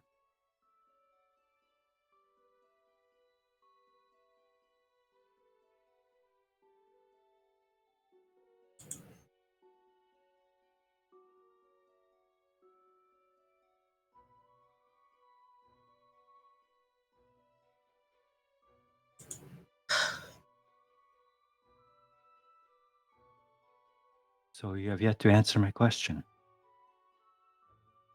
Will you do what is necessary to restore the Spiritsong, no matter the cost?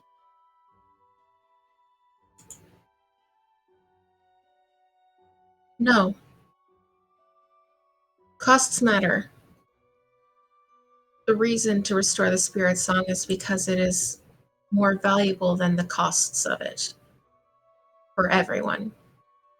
If I find out the cost is worse than the cost we'd have to pay if it wasn't restored, then it doesn't make sense to continue. But that's not my understanding at this time. But I'm not going to make a promise that no matter what else I find out, or if things change and it seems like a terrible idea, I'll still do it. Because that doesn't make any sense. But everything that I know right now says it's important, and I'm committed to doing that. I made a promise. But I'm not stupid.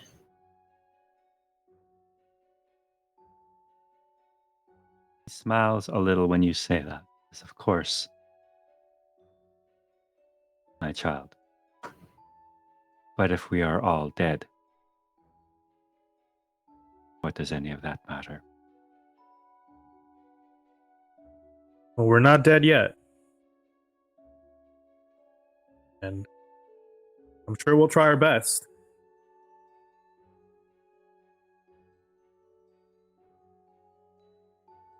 But yeah, I mean, I'm in. But don't flower it up with heroism or champions and none of that. We even know each other days ago. So just tell us what's next. Nobody else is going to do it. You must find the lost soul, the lost spirit, and restore the Spiritsong. Well, that's what we were already doing. He looks at you curiously. Under whose direction? Nobody told us to do that specifically. They just said, restore the Spiritsong, chosen by the stars, whatever. And we figured it out ourselves. We have a hunch. Mm-hmm.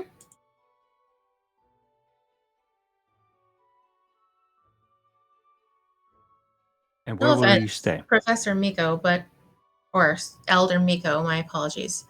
You guys are really micromanaging around here. We can't get anything done being checked in this often.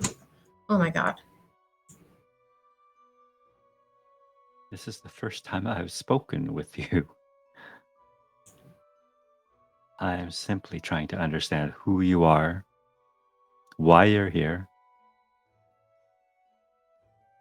But it's clear to me that you are not, at least at the moment, a threat.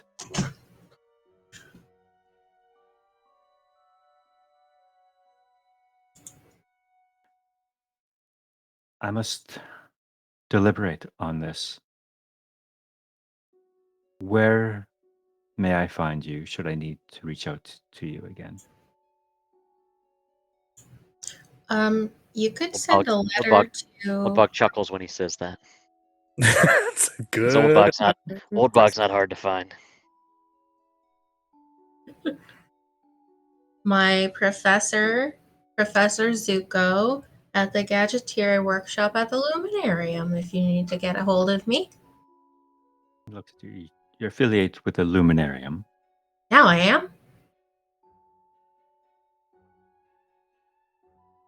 Professor Zuko. Mm-hmm. I'm not familiar with that name.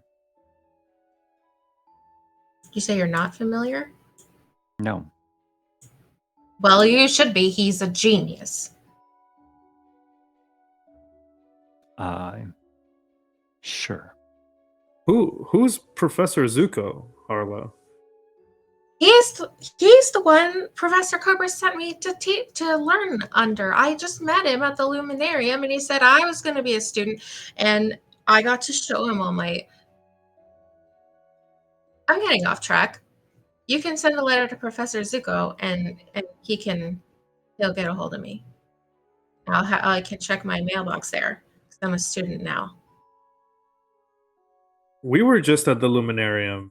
Yeah, that's why I found you there in the courtyard. Because I was meeting with Professor Zuko. In the Luminarium, the big glass buildings? Not in the glass part, in the engineering workshop. It's like at the side. It's a lot of glass. You don't want to accidentally explode anything, if something goes wrong with an experiment. That lady? Is there an engineering department away from the Luminarium that you're aware of? There is an engineering department. But just in general, do I know if there was a Professor Zuko? Probably not. I'll let you make a history check for me. Let's see if you recall any Professor Zuko. Well, so Sojo is still here. He wasn't just disassociating the whole time. Sorry, I'm bad. He's just in awe of this string. Yeah, This he's zone a of very truthing good us. listener. Very good listener.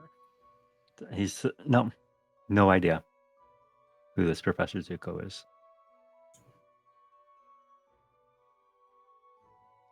Hello, darling.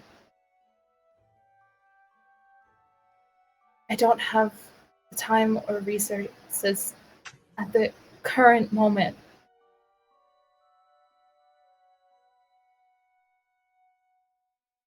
I've never heard of Professor Zuko.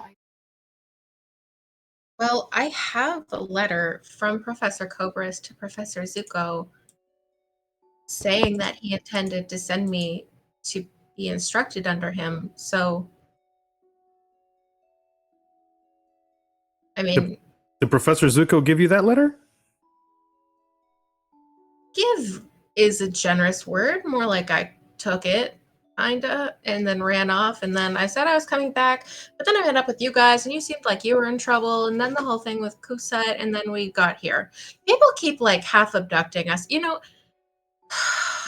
I had some plans today that I was gonna do, and here we are in a hole in the ball again. I feel like we're getting off track frequently. So you didn't send the letter? Oh, I did that first. I was in the lift, and then that's where I found the professor, and I followed him up the lift, and then he was like, "Oh my God, you're the student that Professor Cobras was going to send to me," and then I was like, "What the heck are you talking about?" And then he was like, "Come see my amazing workshop of mysteries," and then I went to the workshop, and it is amazing. The end. Hello, darling. Look, the I was- workshop is there, and they can send me letters there. I'll definitely go back. I was there for that conversation. And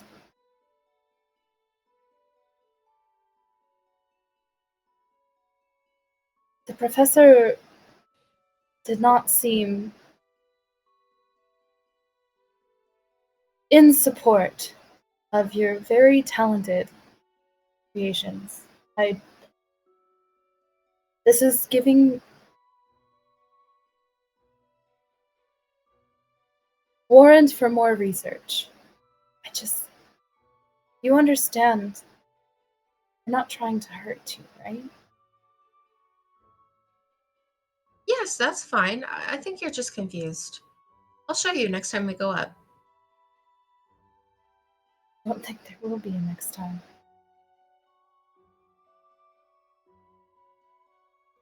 Then we should probably figure out somewhere else to send mail. But we can talk about this more later.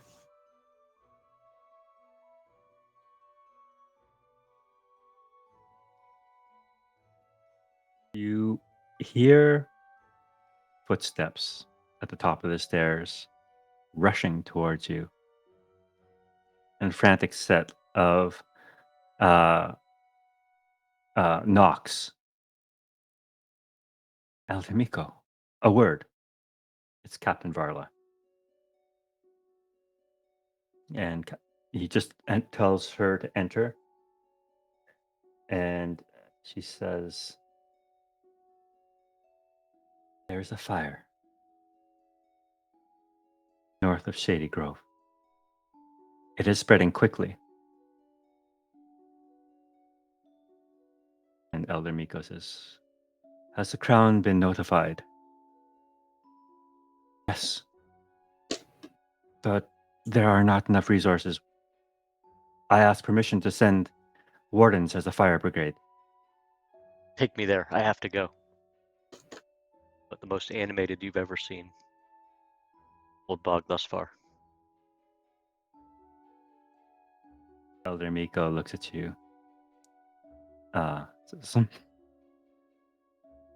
of raises an eyebrow and says, "Of course. Go. Do what you must. But don't lose sight of the bigger picture. This is just the beginning. And should you fail or refuse these tasks and do what needs to be done, it will not just be Shady Grove at risk, but the entire Dreamwood."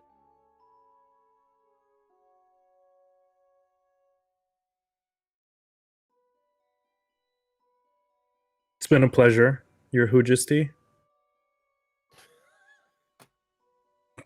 What? Can't keep a straight face.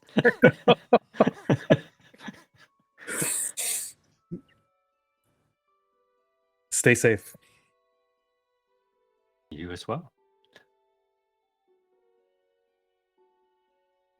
And Captain Varley says, "Please, hurry. We don't have much time. Shady Grove is quite a distance from here. It will take us some time to arrive." Bog's on the move. On the way out, I'll tell him, make sure you check on those records when you can.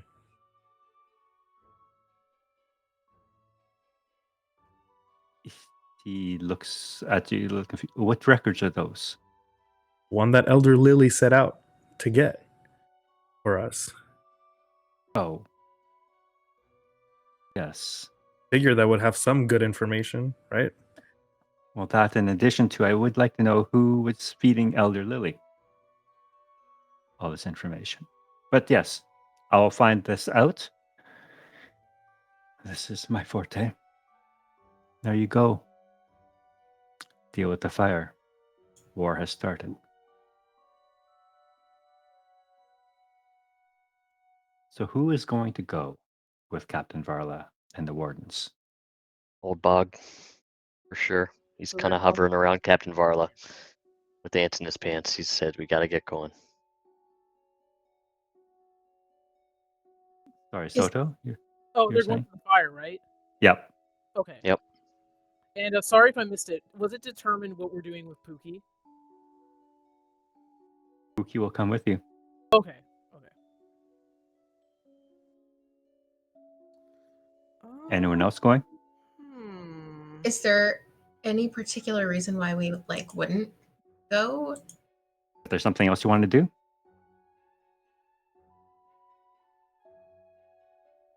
I mean, we do know that Old Bog is from Shady Grove, right? With all the Yeah. I'm just gonna be like, that's where you're from, right? Is Yep. your daughter there? I don't know. I haven't seen her in a while. Is your wife there? Well, that's where we met. My baby mama. Back in the day. Okay. Yeah, I mean, I'll go. I'll give you a hand. Cool guy. All right. Thanks. So you're all going then. Okay. How far is it? Well, here's the thing. It will take you hours, several hours to get there. If you want to run, I'll let you guys make a Constitution saving throw. If you fail, you'll get a point of exhaustion by the time you get there. But if you get there faster, events will be not as far along in the timeline. That's whiskey. Whiskey. But Old as Bog far pushed as for just getting there as quickly as possible. casually walking, how far is it? Truly walking to a fire. I think my intentions are being misinterpreted. I know. Not, I do want to go, but I also want to be available to pick up maps. I have maps Okay. with me, by the way. But not Kieran's maps. Oh, yeah. Is that on the way? They're gonna send them to the vat. Kinda. You have to go down the Tangle anyway to get on across the bridge. How to head to fast? the Shady Grove. When are they supposed to? When are they supposed to get to the vat? As quickly as possible. He said in character. Yeah, you don't know how long it's going to take Kieran to send them down there. So my thought was not, I don't want to go. My thought was, could I come back and get back within time? Is the copper vat on the way to Shady Grove? Kind of. It wouldn't be too much of a detour. Because we can swing by and just tell. Jack. I'm blanking on her name. Enid. Winnie, the Winnie. barkeep. Yeah, we can tell her to keep an eye out for that and hold the Yeah. papers. Or Hey, Enid we could don't even need to, we stay don't even need behind to and stop in. You can just message her as we're running by the copper vat. Winnie, look out for some maps! Just disembodied voice in her head. Yeah. Hey, this is Old Dog's friend. Just drop his name. Name drop. She's already expecting other letters.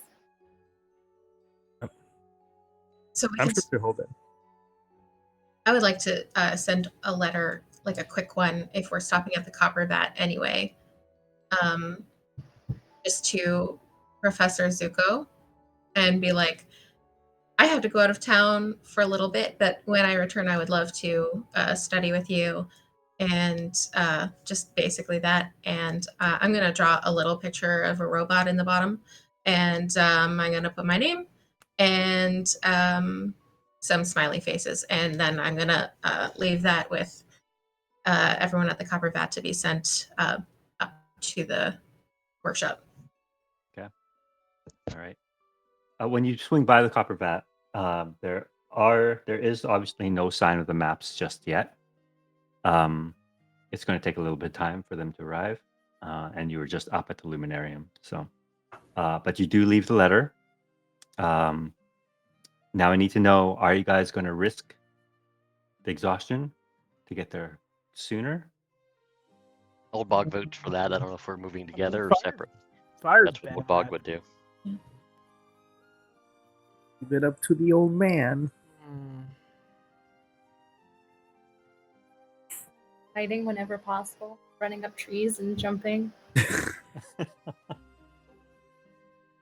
So, yes? Is that a yes from the collective, I guess? Sounds like a yes. All right. I need everyone to make Constitution saving throw. We got Wait. this. Wait. What? Wait. But wait! Wait. There's more. We got this. And I'm just gonna hand out bardic inspiration to Enid and Harlow. Yo. What are you saying? I'm not constitution-y? You don't look Constitution, you bat lady. Oh no. Oh, no. I hate my life. And I am. Oh, it's a Constitution saving throw.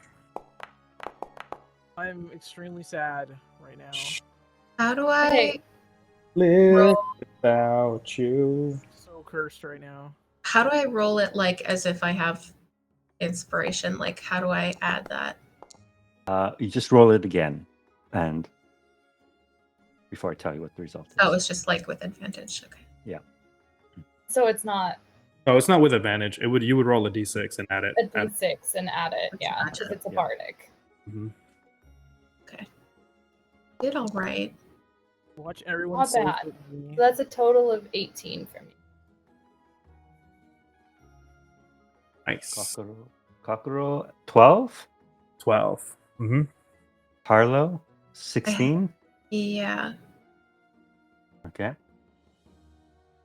All right. So, Soto, can you Mhm. please mark a level of exhaustion for me, please? It's okay. You helped his family. He'll help yours. Punished by technology, punished by the game. I know. Like what? Come How? on. However, because you guys like double timed it to Shady Grove, you guys just might have a bit more time to save those in danger. So Worth it. Not be stressing out over hypothetical events. Okay.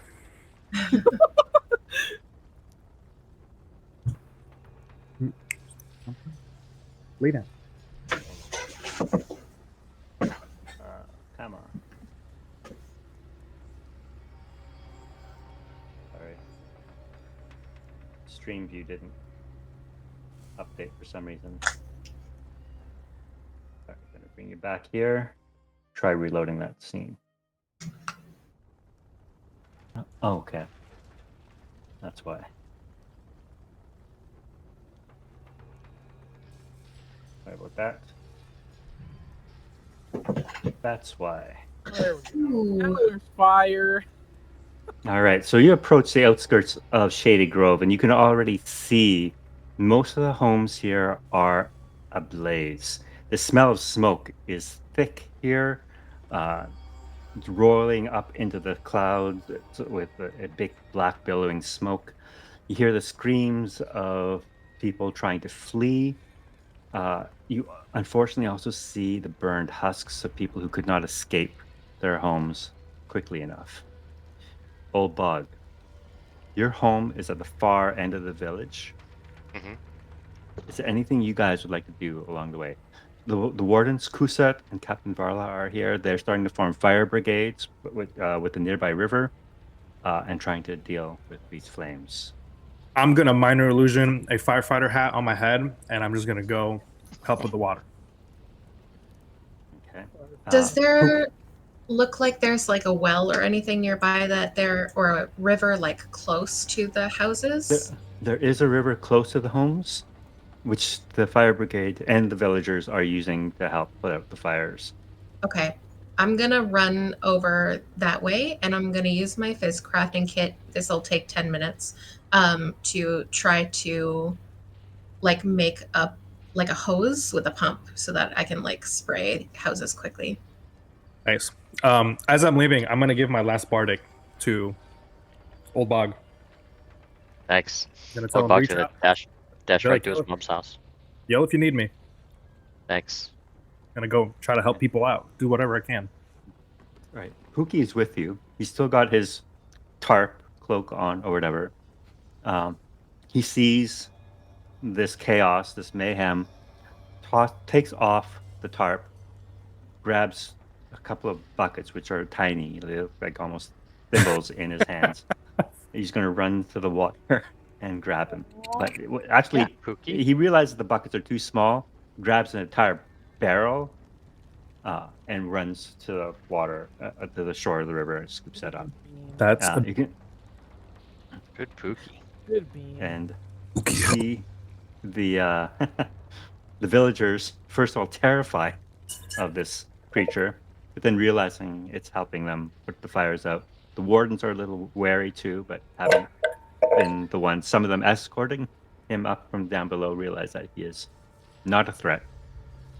if I see him doing that, I'll probably stay in his vicinity because I know he kind of like doesn't, I don't know, not really like respects me, but it's more like very wary and fearful of me. But that way, just in case anything happens, I can kind of try to control the situation. Okay. I want to cast Unseen Servant for like an extra bucket. Okay. So it is only Old Bog running forward to your home. Yep. No, I don't have Soto doing anything yet. He'll follow Old Bog. Soto's going to? Yeah. All right. Oh shit. So this is Cassie's home. You Cassie's see, home. Oh god. you see Daisy dragging what looks to be the unconscious body of Cassie out onto the front steps of the home. What would you like to do? Rush over to them. Daisy, what happened? He says, help me. You can see she's covered in soot and she's coughing badly from smoke inhalation. You can see parts of her fur have been singed off. And what about Cassie? Cassie is unconscious. Hold on, let me turn the music down a bit. It's a little intense. There it is. There we go. Cassie's unconscious, possibly due to smoke inhalation. You can see parts. She has burns on most of her body too. She's quite hurt. Soto, do you move up as well? Yeah, but only halfway. Okay. And he's gonna call out, "You need to back away. The structure could collapse." Is Daisy up and mobile? Daisy is mobile, yes. Then I'll scoop up Cassie and try to move away from the building. All right. As you do so, Soto, you see coming up behind you what looks to be light and movement in the bamboo forest surrounding the cottage. Oh, okay. And I'm just going to show you what they look like. I'm sure they look lovely.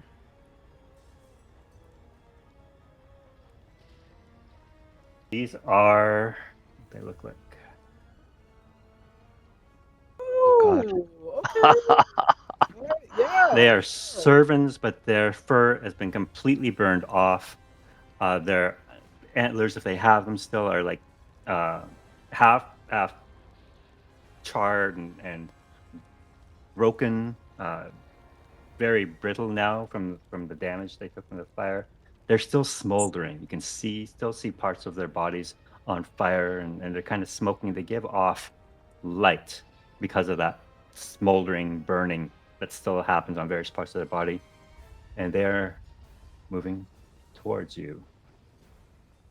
I need you all to roll initiative. Oh shit. Us two, Are they even like- though we're there. Are they like zombie? Are they zombie servant in a way? They are. Like zombified? Woo. Okay. Oh crap! Where'd all the I'm gonna move them back here. Okay. Oh, they all disappeared. Sorry, I did Yeah. the wrong thing. We did it, guys. So wait, because of exhaustion, Andrew. So I know that level 1 it's just disadvantage on skill checks, but that doesn't include initiative, right? Or does it? Initiative is an ability check. Yes. Oh, so I get disadvantage on That's it. wrong. Ew. Okay, well.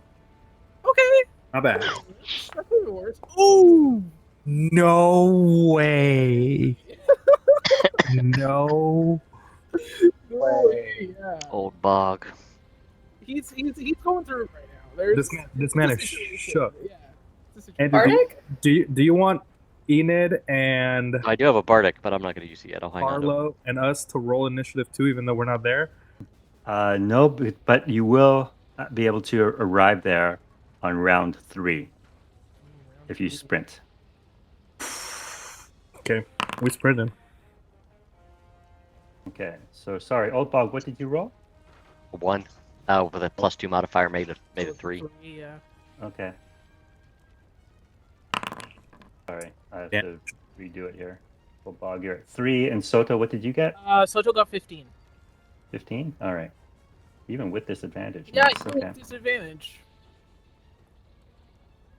All right. So Cassie, who is unconscious, goes first, Oh jeez. and it is now the charred husk's turn. They're just going to advance and to reach you, and it will attack you. Soto approaches you, kind of shambles forward, and as it gets closer, you can see the glow that's emanating from their body comes from their chest mainly, and you can kind of see there's where their heart was. It's just kind of like a burning orb. And strike at you with its claw as it approaches, and that will be a. Oh, sorry, it's private. That's going to. What's your armor class? AC 15. 15. Okay, that's a miss. Good. It's going to show that. Okay, sorry, I just changed all my rolls to public once more. I rolled a 12, so that's a miss. All right, so then we get to Soto. I now know what I'm doing. I'm going to use his action and bonus action to make 2 unarmed strikes against the creepy zombie deer that's attacking. Okay. So let's do that. So we'll do attack 1, and then attack 2. Oh, 2. Oh, no. Okay. The 8 is going to miss. Right. Yeah, that makes sense. So damage for the 24. 5 damage. Okay, so hold on. With 1 level of exhaustion, is it your attacks are still okay? Is it just your ability checks? Yeah, that it's are- just the skill checks. Yeah. Okay. Okay. So 24 hits for 5 points of damage. Correct. All right. And as you punch this thing, you can feel the heat coming off of it. And you can see almost like the heart, it's flaming heart, just kind of pulse a little bit as you punch it. Anything else from Soto?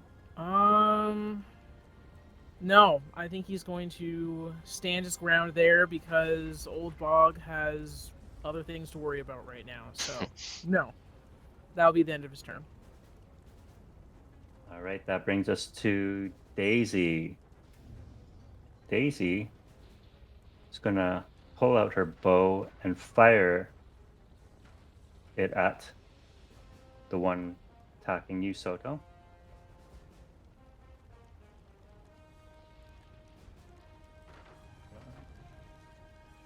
Longbow. It's 2 attacks. First attack. Not 1. That's going to miss. Second attack. A 3. That's also a miss. That sound effect is so rude. Yeah, right? All right, Old Bog, you're up. I want to carry Cassie to safety. So I Alright. look around and look for a place to set her down away from the burning structure. All right, you can You move know- 15 with Cassie. Alright. Let's go in this direction. I can't move my token. Oh, sorry, game pause. There you go. Like over here. 5, 10, 15. Yeah, and Great, deposit. Cassie, though. Yeah, try to like deposit her maybe like over here. Okay. There you go. So that's my movement. And that's the extent of my movement. I will dash. So I get another 30 feet of movement. Yep. 5, 10, 15, 20, 25. You know what? I'll end here. I'll get on this side. I'll stand next to Soto and say, bring it on. All right. It's round 2. Cassie, unconscious. It is now their turn. This one's going to take another swing at you. Soto. Yep.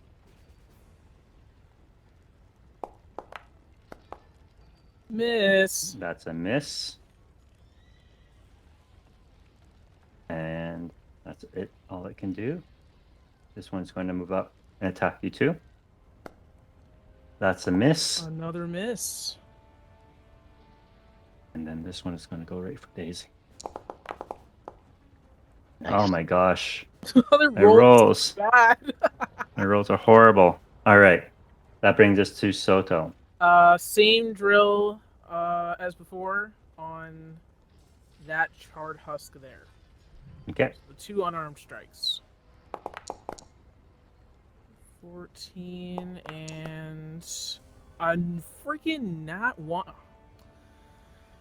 14 is going to hit. Great. 4 more points of damage to All right. that one there. All right. This one's looking a little beat up, and every time you hit it, that heart, that glowing, flaming heart, just seems to get a little bit more unstable. If it explodes, I swear. Anyway, he's gonna turn to Bog and like just very seriously look him in the eyes and say, "Don't worry about me. Your daughter needs you. Don't turn your back on her again." Old Bog nods. And that'll be the end of his turn. All right, Daisy's going to take a couple of swings with her short sword, drops her bow and draws her short sword to attack the one right in front of her.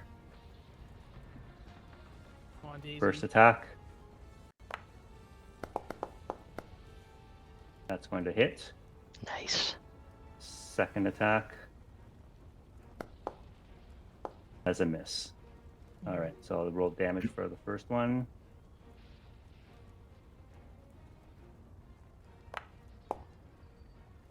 Seven points of damage. All right. And that brings us to Old Bog. All right. Old Bog will take Soto's advice. I'll move in this direction. Oh, I can't move into it again. Oh, sorry. There you go. Okay. All right. This direction, 5, 10, take the op attack. All right. I will do that. AC 16. That's going to hit. All right. And so you will take 5 points of damage. All right.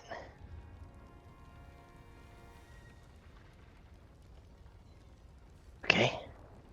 And then I will do a charge attack.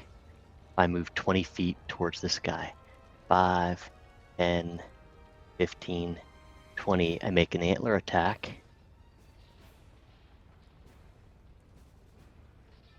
Okay. Where's my features? Features.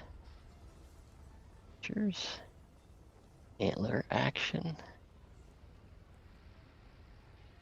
Oh, hell. Try this. Nope, that's not gonna work.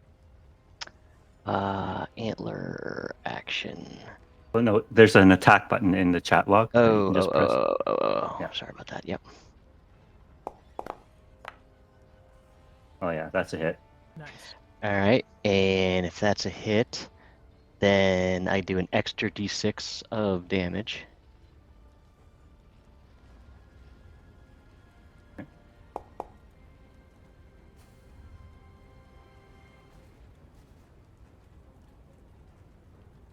Did it roll damage yet or not? It rolled a 2, and then you have to click on the damage button as Okay. well. Okay, so 5 damage, and then it has to make a DC 13 strength check, or I can push it in 10 feet in the direction of my choosing. All right, strength. DC 13 strength check. It makes it. Ah, shit. All right, end of turn. All right, so you did a total of 8 points of damage with your antler attack on that guy. Nice, 8. All right, so beginning of round 3, this is where the rest of you can make initiative rolls. Then I'll put you on the edge of the map. And Pookie? And Pookie.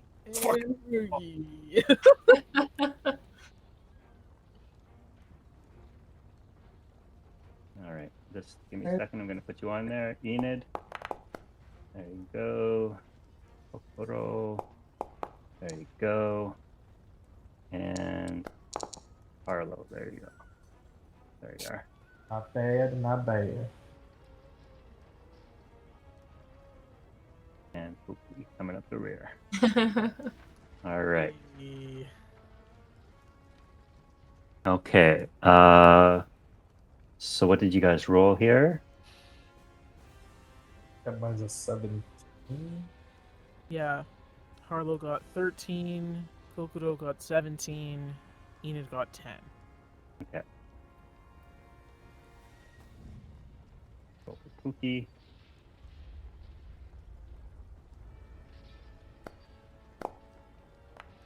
All right.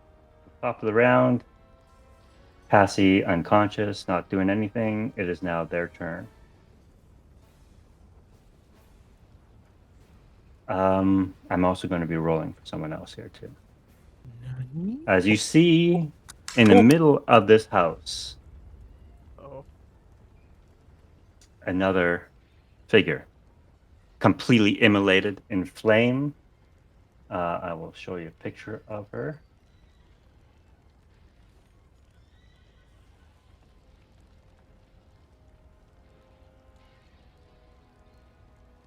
Oh my god. Yo. Well, that's concerning. That's Well, how- just a little. And I like the look, Dad. And you also, as she appears, you also hear the familiar sound of Oh, bells. not those bells Eh, again. And as soon as those bells go off, Pookie stands frozen. Noted. Hmm. All right. I will roll initiative for her.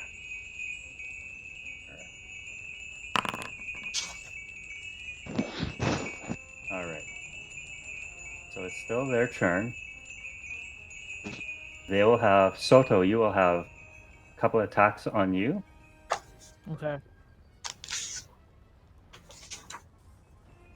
First attack is a miss. Oh my goodness, guys! Come on, do better. This small boy. All right, second one is a hit, and you'll take 4 points of bludgeoning damage or slashing damage. Sorry. Yep. All right, and this other one turns and swings on you, old bog. Okay.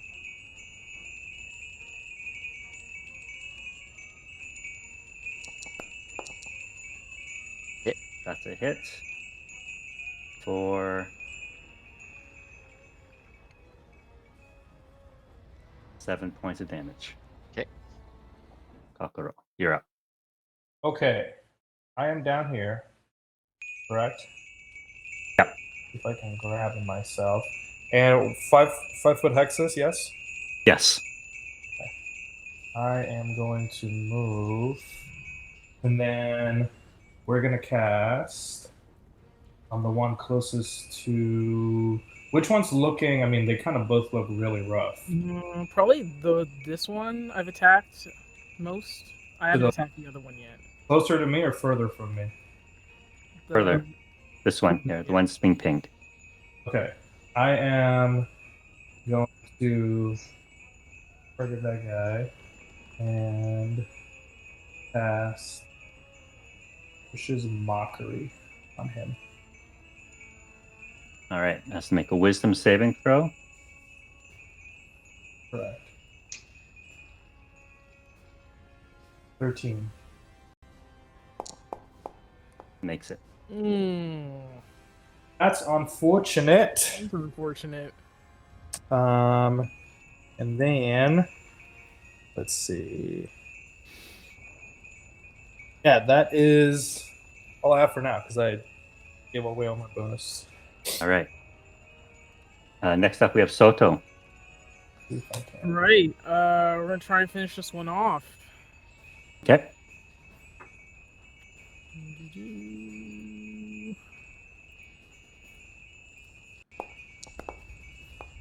Oh, 14. 14 is going to hit.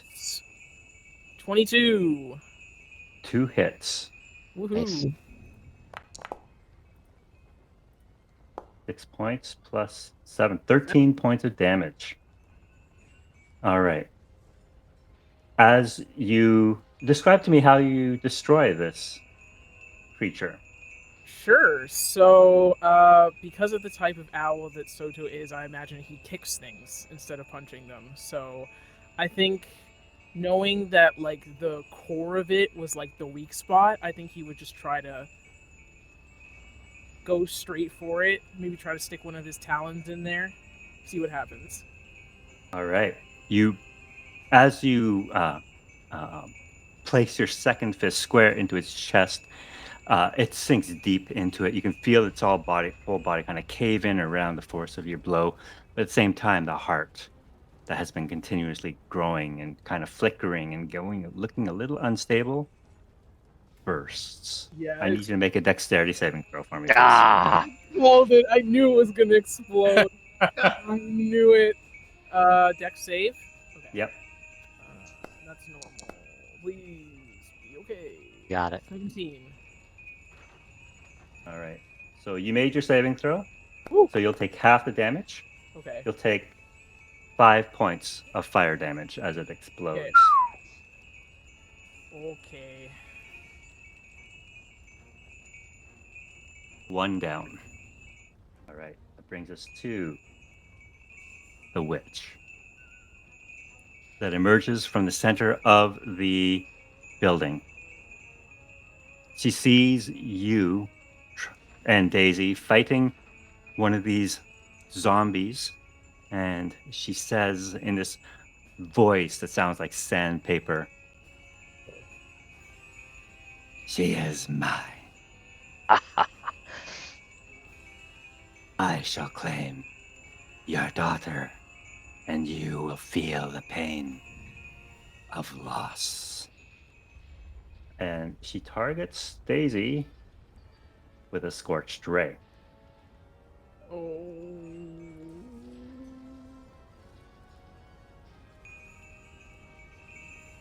All right. Scorching ray, first blast.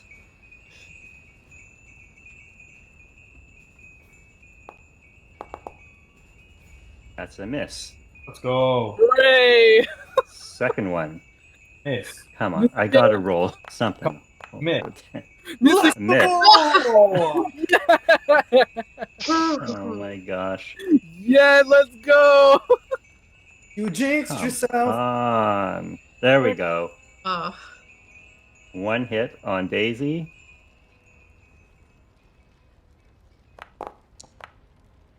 Nine points of damage on Ooh. Daisy.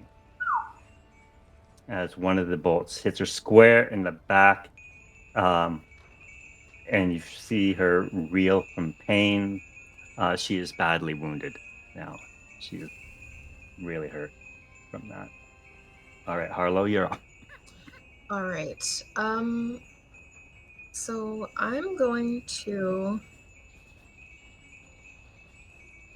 Did you say the witch like came out of the building, or No, she's standing in the middle of this burning building. okay? In which case I cannot reach her. So I'm gonna move forward. I'm gonna say to about here. Yeah. And I guess I'm gonna nail launcher at this guy. Okay. I see is Coker. Yeah, you spin me. Uh,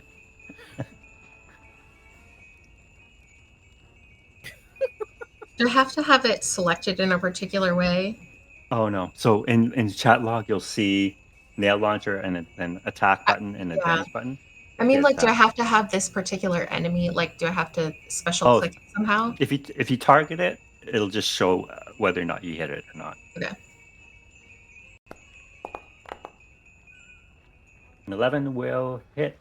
Okay. Um.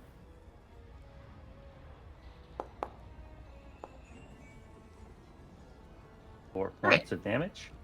Yeah. All right. Anything else from Harlow? I don't think she has any bonus actions that are like useful right now. Yep. Second Yeah. level. All right. Enid. Does the bamboo fencing, which is, I mean, it's a forest, but fencing, give cover at all? If I Yeah. wanna, If you want. like, Yep. If you want to hide behind something, you can get probably 2 AC bonus. more, I mean, like, I wasn't even thinking about myself. I was just thinking about, like, would it obscure my line of sight To the one that's Oh. by Daisy. Oh, no. No, you can easily peek your head around and do your thing. Dokes. And let's go. Okay. 30. I'm gonna go to. I'm gonna go to this one. And just witch bolt the one by Daisy. Okay. Cause that's what I've got available. Normal. Oh. Jeez. That's a miss. That is a super miss. That's All right. No, I can't. That's a rogue thing. Okay. All right. It'll come to Daisy now. She'll take a couple of swings at this thing with her short sword.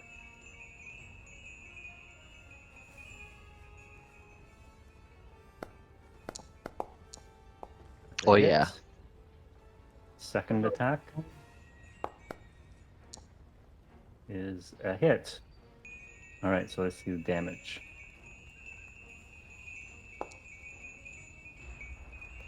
7 points on the first one. I just want to call how many points that is. Oh, that's enough to kill it. I need you to make a dexterity saving throw for me, please, old bog. Okay.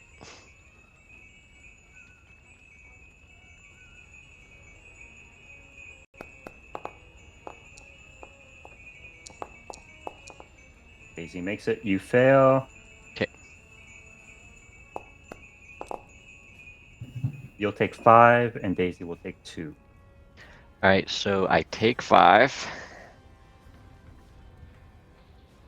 And that triggers my feature called Surge of Vigor. Okay.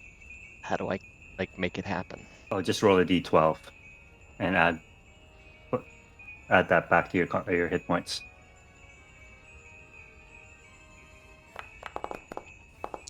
One d12 plus 3, so you add 5 hit points back to your. All right, back health. at 10. All right. And that is Happens. Daisy. Okay, so Daisy only needed 1 attack to kill that thing. So for the other one, she'll pick up her bow. Actually, no, she'll just sheath her sword. And that's what she'll do. She'll have to pick up her bow next turn. That brings us to Pookie, who's doing nothing, and Old Bog. What would you like to do? Move forward 5 feet and grab Daisy. She resist.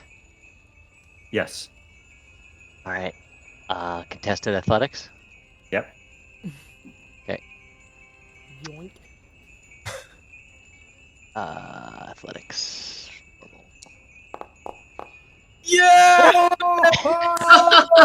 Oh, Yo, the dice tell the story. They truly do. Holy. All right. Yeah. So you grab her, she's kicking and screaming. She's about to reach down and pick up her bow when you grab her. What would you like to do? So she has not grabbed her bow. She has not grabbed her bow. Can I grab the bow with the? Can I grab that for my object interaction? Yes, you can. All right, I will grab her in the bow, and we'll move in this direction. Okay. 10 feet. That was 5 to get to her, so that's 15, 25, and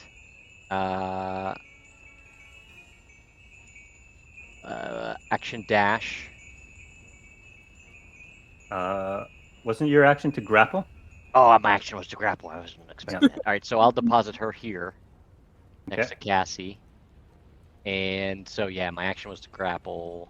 I wasn't expecting her to resist. I actually was expecting her to go down. And then bonus action, second wind. Okay. Nice. All right, regain 11. nice. The There's turn. only 1 charred husk left. It will attack you, Soto. Yep. Soto the tank. Soto the tank. Yep. Nothing can apparently hit you. No, he's juking everything. Not doing Okay. this. You're serious. All right. That is his turn. That brings us to Kokoro. Okay. Let's measure. How far away is the boss? He is 80 feet.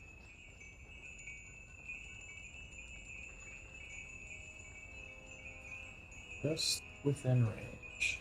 I am going to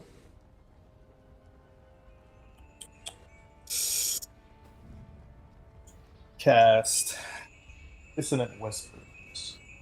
Oh yeah. He has to make. They have to make. Oh! Come on. I'm just gonna be very frustrated. Like, what is this magic? Annoying. Annoyed Kokoro noises like. Yeah. Very, very grumbly boy. That's it. That's what All I'll right. Soto.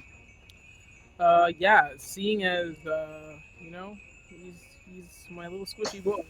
We're gonna disengage and move 20 feet over here. It is now Oh, you- the witch's turn. do. So sorry, Andrew. You still take damage from that. You just take half as much. Okay. Go ahead and roll the damage. That's a lot of damage. Mm-hmm. Oh, Half of that. All right. Go. It whispered dissonantly. All right. You can see for a brief moment, her focus is on Daisy. But as these dissonant whispers pass through her consciousness, she's momentarily distracted by your attempt, Kokoro. But her goal is still to claim Daisy. So she's going to cast some more Scorching Rays at her. All right, I'll use my reaction for Inception Fighting Style if one of those hits. All right. You want I will intercept some of that damage. Shin. 5 points of damage? One reaction. I'll intercept 6 of that. All right. So you intercept all of that. You take it Nice. yourself? It doesn't. No, It doesn't? deflects You away just or something. Yeah. deflect it. Okay. You bounce off one of the Scorching Rays. Second one.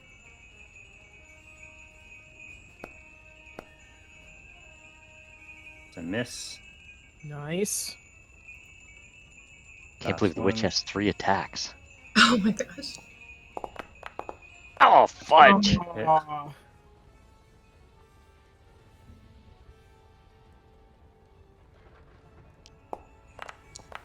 No! 7 Ooh. points of damage on Daisy. Oh no. Daisy is down. No! Oh no. It'll be easier to move now. Oh, come on, man. That's cold. Out of character. And Yeah. as Daisy goes down, you can hear the witch say, "She is mine. When the Dreamwood is naught but ash and dust, no fear. She and I will walk together as mother and daughter." Ha! Harlow, you're up. Okay. So I'm going to use the lightning tether to connect this guy and the witch. Yeah, they just become tethered for 1 minute. I have concentration to maintain the effect. But if either of them tries to move away from the other one, they have to spend twice the movement for like however far they go. And then at the end of each of our turns, so both of them and me, both of them have to succeed on a strength saving throw, or they get pulled 10 feet toward each other. and if they ever hit each other, they take 2d6 lightning damage and 2d6 bludgeoning. Jeez. Okay. All right. So the zombie and the witch are tethered. Anything else from Harlow? I'm gonna move over here towards Soda. Oh, Okay. I'm still on. There we go. Okay. All right. End of turn. Sorry. Or Yeah, end of turn. all right, Enid, you're up. This is hard, guys. Did anyone ever tell you choosing things is hard? I'm gonna do dulcet tones. Because she can hear me. I'm assuming. I'm trying to figure out. There it is. She just has to make a. So I just pull out. It's a. What save is it?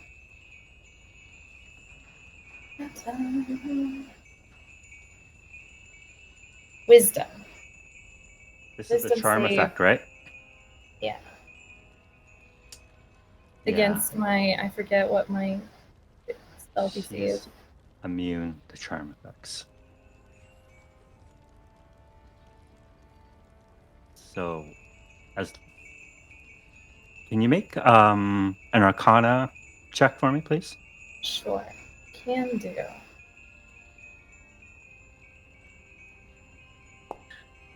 Ooh, so close. Okay.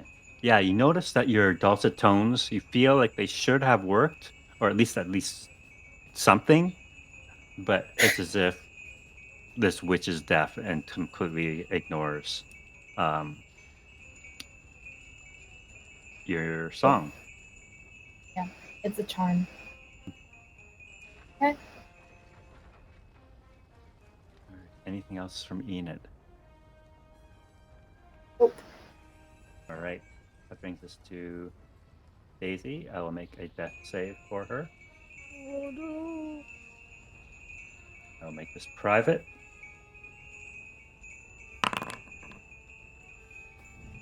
Okay.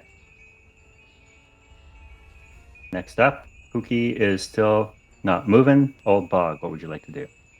Medicine check to try to resuscitate Daisy, stabilize. Okay. And I have Bardic from Kokoro. Oh, you haven't used it yet. Okay. I have not used it yet, so here goes medicine check. Manifesting good vibes. All right. Stabilized. All right, that's my action, and here's my movement. Once I see Daisy gasp breath, I'll move 5, 10, Oh snap. 15, 20, 25. I don't think I did the movement right. I'm gonna count 5, 10, 15, 20, 25, 30. How far away does that put me from the witch? 25 feet. 25? Alright, I couldn't tell because of the hex. Is there any way I can get within 20 feet of her? Not without taking fire damage. I think if I got to here, right? What would here be? But I'd be taking fire damage from here?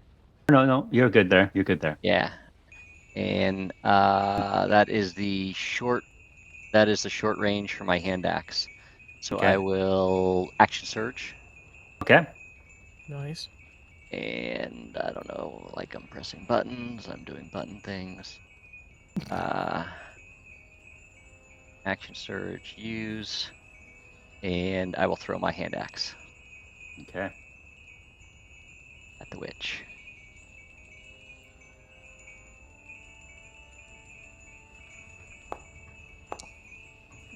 That's a hit. And damage. 6. Nice. Alright, that's all my movement. I have a quarterstaff left. My hand axe is fire, end of turn. All right. You see this hand axe you hurl it directly into the chest of this charred witch in this burning inferno of a house. The haft of the axe quickly catches fire, and that axe is useless now. Okay. But it is now top of the next round. Unconscious. Husk will move. Husk moves 5, 10, 15, 20. Oh. Picks up Daisy. Oh, come on. Oh no. Moves with her towards the house. It's She- going to use She the didn't dash action. She's unconscious. Yeah, she's down. He's going to use the dash action. Move another 15 feet, Oh god. dragging her into the house. Kokoro. Where did Soto go? Did I miss that? He's down here, next to Harlow. Oh, I didn't know you moved away from the. Okay. Well, shit. Okay. She's technically not in the house, is she? No, next round, she's just at the edge. Okay. Oh my gosh. I'm just gonna yell.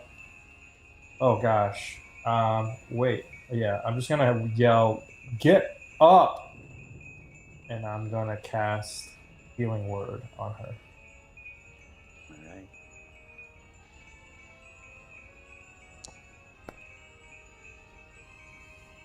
Nice. Nice. Nice. That should stabilize her, right? Yeah, she's conscious, Okay. prone, And and then grappled. that was my bonus action. And Hey. I am going to do the most unbard-like thing ever, but Go I- for it. Hero Bard. I am indeed a gentleman. And I'm going to move here. Oh, if it lets me. So I'm going to take out my wakizashi, my little short katana that I have. Okay. And I'm just going to take a whack at this guy. Okay. I can find where it's at. Let's see. What we at here? Am I doing this right? Because I've never done this before. So I'm going to roll to hit first, I'm assuming. Yep. Nat 20. Nice. Awesome. Yes. Yeah. Cover me with heroism! Okay. And then we're going to do damage. Critical hit. Indeed.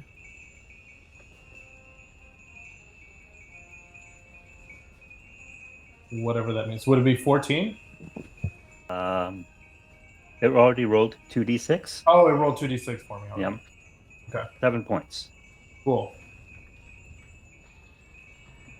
And I'll just stab him.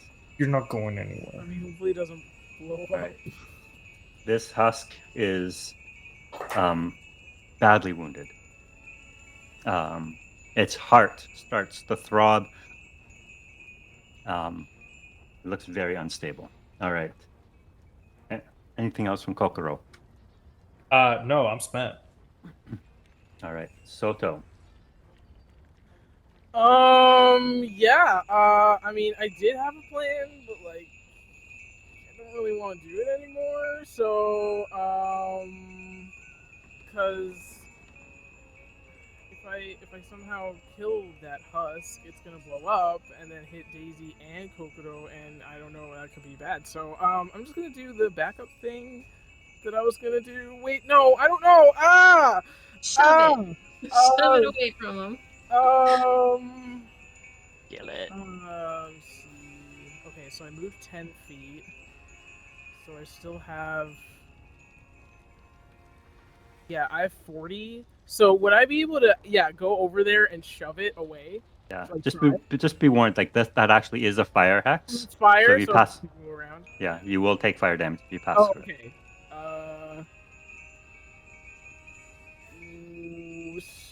Okay, what if... Okay, so I just moved 10 from here. Then if I move 5 more...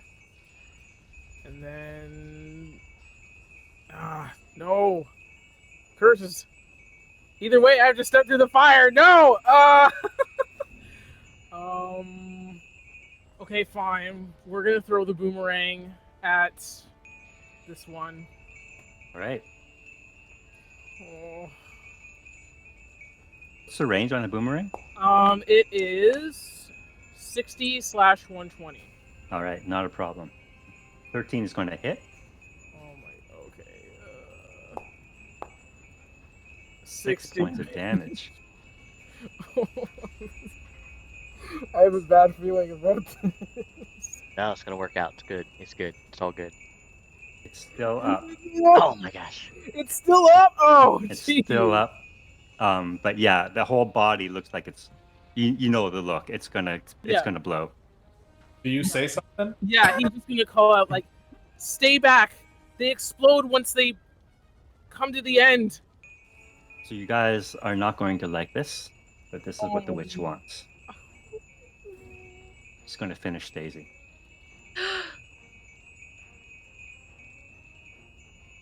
Another set of scorching rays.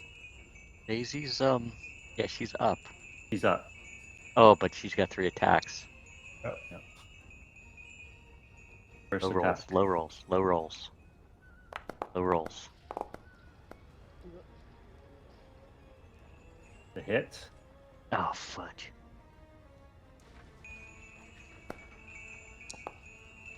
That puts her down.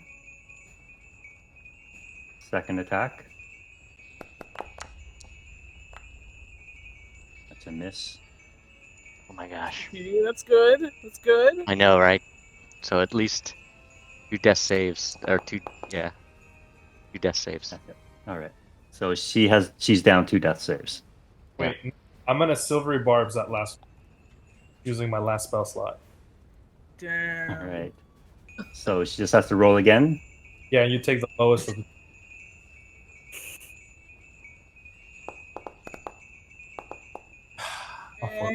Dude.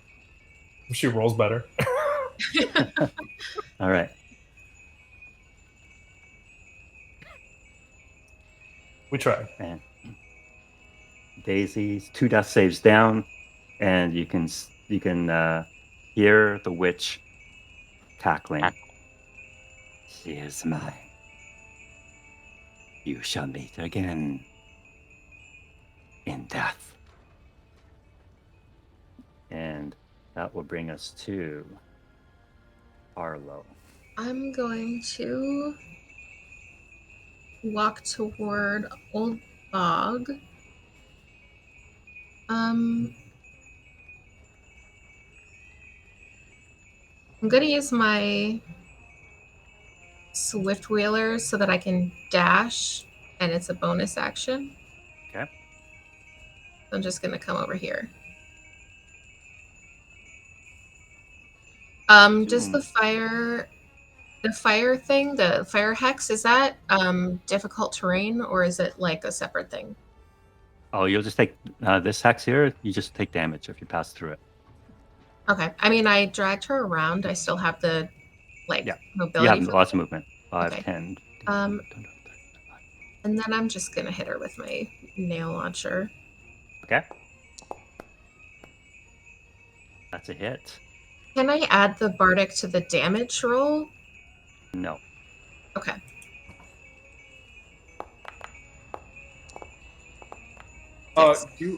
She can, because I have that feature.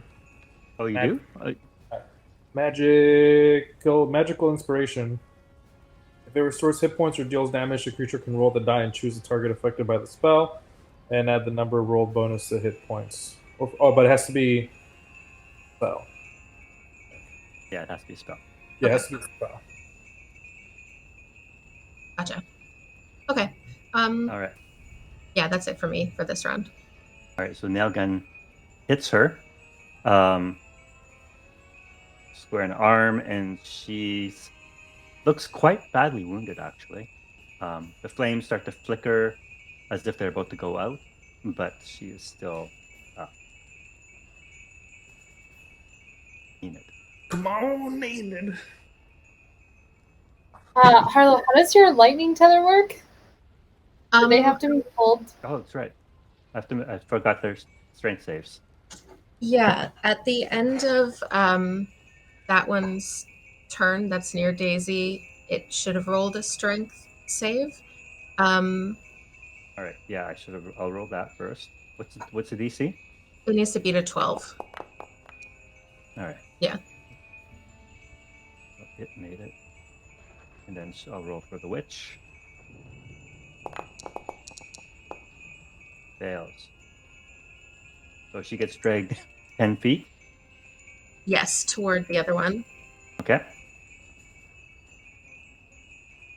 Okay. Enid, you're up. Let's see.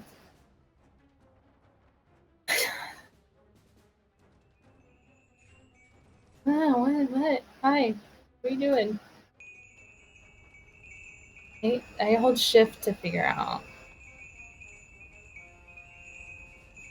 That is a very strange amount of feet. I can get there.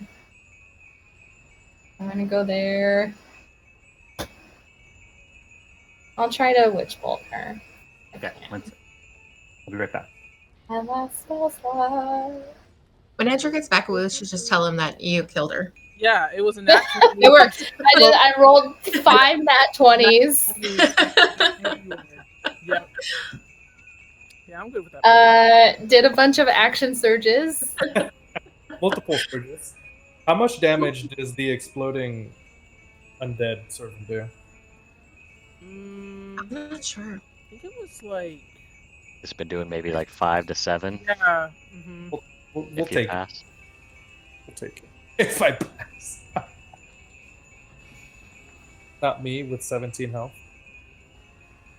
I haven't taken any damage, but one hit and I'll go down. So sorry about that. My dog was about to do his business beside me. Oh my gosh. Yeah, no, you gotta deal with that. Yeah, no, I'm just gonna witch bolt and hopefully roll. Hopefully, Nah. roll a nat 20. Come on. Come on. Manifest. Manifest it. Oh, That's a hit. Whoa. there you go. Love that. And then I just press damage on the same. Mm-hmm. That's a cool. Enid with the witch bolt. Mm. Not Oh, too man. great. Crit points though, of right? damage. Too great? No. I rolled a 18. Oh, Right. I gotcha. I don't know why it turned green. Yeah, it looks that normally it's like for the So- next one. Yeah, you get 2 check marks if it's a crit. Oh, okay, gotcha. Oh, it's just green.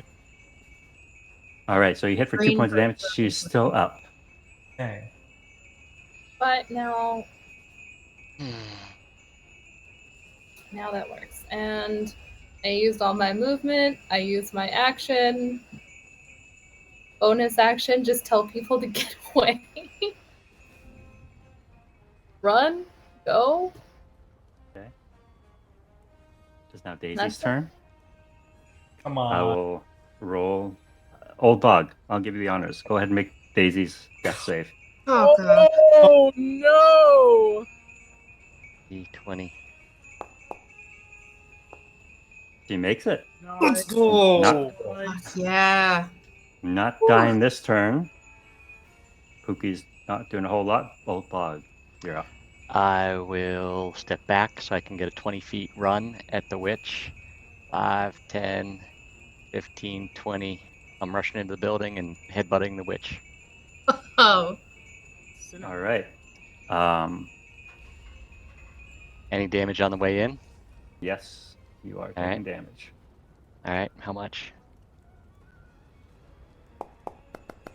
Is she Take in? 5 points of fire damage. Is she in the house or on top of the house? She's in the house. She's in the Oh. house. All right, taken. All right, go ahead, do your attack. Okay, and I still have the bardic from, Yeah, you didn't use it last time. correct, didn't need it. Let's So, go. antler attack. That's a hit. All right, damage. Right, This would be like a Box of Doom type roll. 5 points of damage. Plus a d6 because I moved 20 feet. Okay. Nice. Oh, Let's go. Let's 8. go. Marshall. Oh, 8. Marshall. damn. she has 9 hit points. I'm so sorry. Ah! Yeah, And no way. Wait, you got one left? One. DC 10 strength save, but that's only going to move her 5 feet. That's so DC 13. good. DC 13 strength save. All right. Damn. Fails. So she's All right, so- head-butted. 10 feet away from me in this direction. All right. Still within range of what you're called. All right, and so that was 5 feet back, then 20 feet forward, and I got 5 more feet of movement. Wow. So, could I have You don't take fire damage every turn you start in the fire, or Yeah. whenever you move into it. So that was 20 feet. Yeah, I will move in this direction and try to block Daisy. End of turn. Okay. Next round. The husk. Oh, no. Is the husk carrying Daisy or just not anymore? It is. He's still carrying it Kokoro. after I hit him? Yeah. Kokoro gets your opportunity attack in because it is moving into the house. Oh, well, you're going to need to show me how to do that, brother, because I don't know how to do it. Daisy's toast. Do you just want me to roll to hit like normal? Yep. So it would just be like a short sword attack? Yep.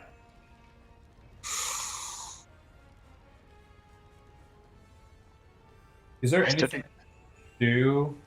Can I just hold on to him so he doesn't move as the Grapple. opportunity attack? You can grapple. Can I try to do that?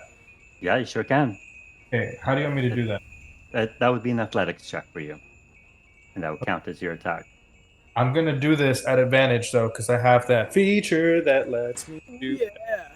And the And- charged husk should be at disadvantage anyway because he's trying to carry someone. And let's see. I just want to make sure I'm not making shit up here. Proficient. Yeah. Okay, so here's my question. So it says I can give myself advantage on skill checks I'm proficient with, but technically because of my class, I have proficiency in every skill. Well, I have half proficiency. No, it has to be full proficiency. It has to be full proficiency. Okay, so I cannot give myself advantage. Or can I because he's holding onto her? No. Okay. You're funny. I'm proficient. I just tried to bard my way out of that. Yeah, it's not Bard. Just bard things. All right, go for it. Try to do this. Come on. Low roll. Gotta be the 9. Is that mine? Did it roll? That's my roll. Oh, so now you have to do your athletics check. Yeah, I'm trying to. I clicked and it's not doing the thing. It might just be loading. Lagging. Yeah. Oh, that's why. No! No! Unable to grab a hold of it. Ugh, that's unfortunate. Can I add anything to that? I don't think so. Man, really? He didn't have disadvantage because he was carrying her? No. That's unfortunate. Okay, yeah, that's all I got. All right, that was your opportunity attack. Trying to Opportu- grab it. It moves into the fire with Daisy. Daisy takes burn damage, Oh no! and she is dead. That's... And he actually moves. Actually, at the start of its turn, it has to make that tether check, right? At the end of its turn. At the end of its turn? It is voluntarily moving towards the witch, though. Yeah.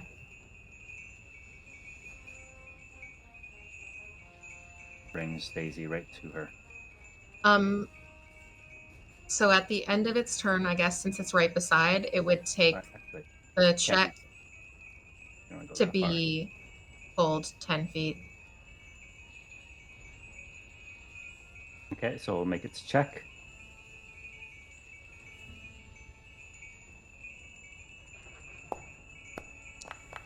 Fails.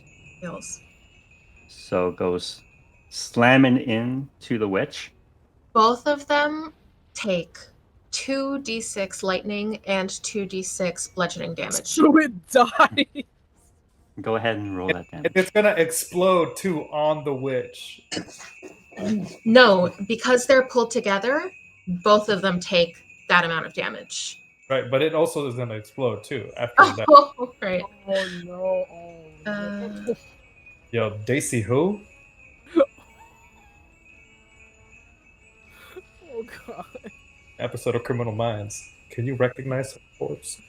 Oh no! So they both take this much lightning damage, Oof. Okay. and they both take this much bludgeoning damage. Total of 16 points of damage as they collide. And as they hit each other, they not only take the lightning and the bludgeoning damage, but they also both explode into balls of flame. There's a huge explosion in the middle of this burning home. Poor Daisy's kind of caught in those extra explosions too. And her body. Yeah, there's not much left of it. However, you guys did manage to survive that. No, we didn't. Yeah, Old- I guess. Old Bog lays down next to Daisy. That's it. He's done. Oh my god. Oh my god! Old Bog does not leave the building. He just does this little like dog donut thing. Yep. All right. Okay, so I'm going to remove these guys because they are dead. But Old Bog needs rescuing apparently. Kokoro. I wouldn't try. Are I the wouldn't bells? try if I were you. Are the bells still? Oh, the bells have stopped. Okay. I'm gonna yell out at Pookie and ask him to just run in and grab Old Bog, if he understands what I'm saying. As the bells stop, you look back at Pookie, and Pookie seems to snap out of whatever stupor he was in. He hears your voice, and he starts hoofing his way towards the house. I can't really do much. I can move up a little bit right before I start taking fire damage. You can move up one more hex. Yep. So I'll move up one more hex. And tell Old Bog to come out. Be like, hey, Cassie still needs you. And that's all I can do for now. All right. Soto. Oh boy. Yeah, probably just jumping on the same train as Kokoro and yelling at Old Bog. Just, you can't throw your life away now. She wouldn't have wanted this end for you. Get out of there. And that's it. Arlo. I'm gonna run back over here and be near Enid. I'm gonna use my bonus action to dash, Okay. and I'm gonna lightning tether Old Bog to me. Get yoinked.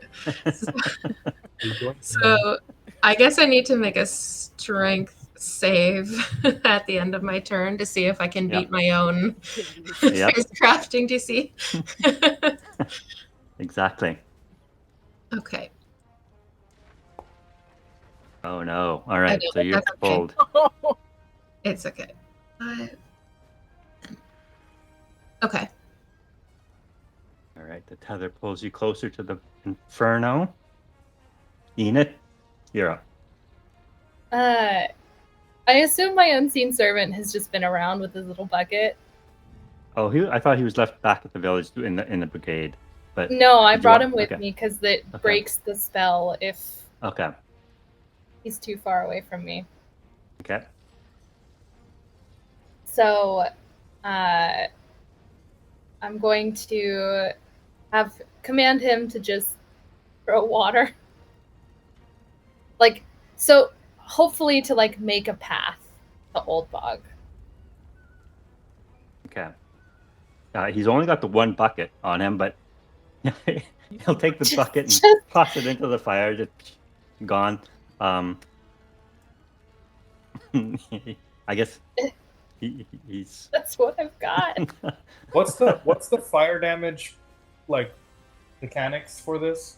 D8 if you move into the fire, and every turn you start in the fire. Okay, so you can move through the fire and not take damage. It's just when you first go in it, and then when you start your turn in it. Yes. Okay, I did not know that. I thought it was like as we moved, we took damage. So, copy that. Is there water around anywhere? No. Yeah. End of turn for Enid then. All right. Pookie is just going to dash. Old Bog. Prone in the fire. This man is Alright. prone. You're going to take 8 points of fire damage. All right. Not dead yet. All right. That brings us to Kokoro again. Okay. Oh, you need to make a strength saving Yeah. throw. Sorry. Old Bog. What happens if I pass it? You just don't get dragged. Oh, true. And if I fail it, I do get dragged? You move. Yeah. Okay, I will resist it, so I'll do a strength saving throw. Strength saving throw or athletics check? Strength saving throw. Strength saving throw. You're pretty strong. You'll probably be fine, but worth a shot. Oh, Oh, no. Oh, you get dragged 10 feet toward me. Oh, man. damn. What? 5, 10. Yeah. Oh, no. Are you not Oh. holding Daisy? Is she not? I don't know. Is there any remains left to hold? Oh. It's charred husk is what's Oh, left of God. Daisy. I mean, All right. but Well, I'm bringing it. Whatever it is, Got I'm an hanging on to it. antler. Yeah, Oh, man. He's going dad mode right now. Oh, no. The skull on top of her picture is so grotesque. Oh I know, my right? God. That's nightmare fuel right there. All right. Kokoro. Okay, I'm gonna turn to Soto, and I mean, I don't know how much health you have or how you're looking. But- How much is it if you go into the fire?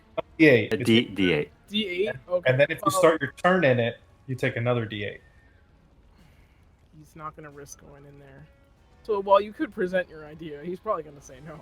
Yeah, I'm just gonna be like, if you have anything left in you, imagine if that was Ruth, you'd go in there. Oh, bro! Imported. Oh, Lobe. God, man. But with my Damn, Caesar. sorry. No, Would it be explain to me the mechanics of me going in and grabbing him? Would that be an action? Yes. And I'd have to grapple to be able to even like get him out, right? Yes. And I would resist it. Of course you would, shithead. Okay. I am going to. You're not even paying attention to like what's going on, right? Like you're like, what is your mind at the moment? Just catatonic. Okay, catatonic. Yeah. Perfect. So I'm gonna yell as loud as I can, and I'm gonna cast Minor Illusion, and I'm gonna try to just like make my sound more like louder. But I'm gonna use a feature that I have called Mimicry. Lets me accurately mimic sounds that I've heard, including voices. Oh my God. And I'm gonna make it sound like Cassie. And I'm just gonna say, I mean, I don't really know how she sounds, but I'm gonna say, "Oh, Bob, our baby's gone, but I need you. But I need you to live. oh my God. I need you to live. I love you." Oh my God. And a creature that hears those sounds can tell their imitations with a successful insight check. But technically, you're catatonic, so you wouldn't really be able to fucking do that, Janet. Well, I'm gonna do an insight check nonetheless. You get an insight check. You just told me you were catatonic.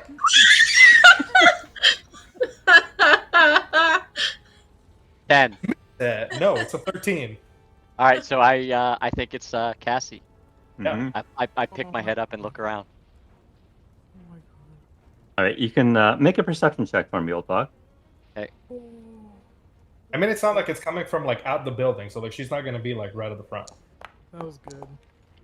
Yeah, you can clearly see Cassie still lying unconscious on the front lawn there. The dice! He's so The far! dice! The She's dice! so far from where he would be able to see. The dice tonight are just Dice are brutal. so, That's shenanigans. so bad. Can I call shenanigans on that? Look at how far she is. This That's man, only like 40, 35 feet. yeah, but he's Tops. catatonic in a building full of flames. 30 feet. 30. Lol. Shenanigans. Shenanigans. I don't know if catatonic was the right word. She, I don't know. she could still listen. Right. She could. Can I make one more argument before I end my turn? She can still. I mean, she could still be like lying down while talking. You know what I'm saying? Like she doesn't have to be like. That's a good point. Yeah, but I'll say with that nat 20 perception, old bog clearly can see that she is unconscious. Oh and shit! That capable was of nat talking. 20. Yeah, I'll just go ahead and remove myself from the. Green is not working. Oh my goodness. That's all I have. That's all I have. I can't really. I can move in, but I can't grab him because I don't have anything else. Unless you let me grab him with a bonus action. Nope. Yep. Nope. All right. Soto. No, why me? Stupid question. If I use disengage and go into the fire, I'm still gonna get hit by the fire, right? Oh, yeah. You can't disengage fire. What? You have step of the window? I do. Yeah. But maybe you can get him out faster. Yeah, maybe. Okay. Oh my god. Okay. So We're just in the back pretending to be. We're gonna go in. We're gonna try and get Bog out here. We're gonna try All right. and grapple this guy. You step into the flame burning building. You take 2 points of damage. Okay. And then, so what? Athletics check? Yep. Contested athletics. No, this is gonna go so bad. 21 for old bog. Oh no! Oh, This is not it, man. while he's holding on to Oh her. no! I get disadvantage because I'm at exhaustion. Oh, Yeah. Oh Okay. no. dude. Yeah. Yeah. Not happening. I tell you, valiant effort. You still have movement if you want to move back out of the fire so you don't take more burning damage. Yeah. No, he tried, but he's gonna go back out. Okay. I give you like a nod of like, I respect that shit. All right. So Soto rushes into the flames for a brief moment, trying to grab old bog. Realizes, yeah, they're not in any shape, and old bog's a tough guy. Unable to grab him, runs back out. Harlow. I don't think that Harlow. I think she's too freaked out by this to like make a plea, and would be like not. She wouldn't know what to say, so she's gonna just try to move away from the fire. So old Bog, like if I get pulled, there's more space to do that. So I'm moving half speed. 5 and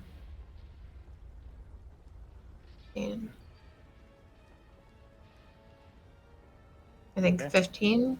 My Yep. speed is what, 30? Yep. Okay. And I'm gonna use my nail launcher to try to like grapple myself by nail launching my like overalls to the bamboo tree thing here to try to like Stay with resist. yourself. Yeah. Okay. Nail yourself to the tree.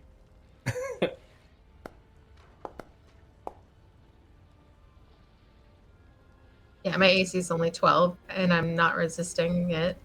I would have so- given you advantage on the attack roll, so yeah, that's fine.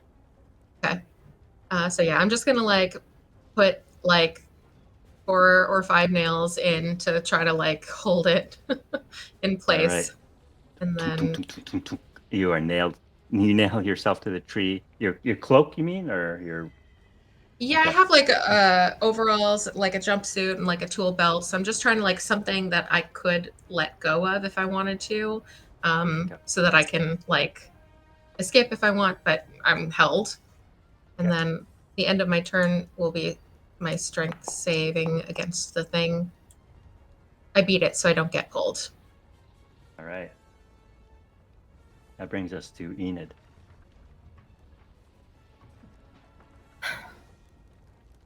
I have one plan, and it's a dumb plan.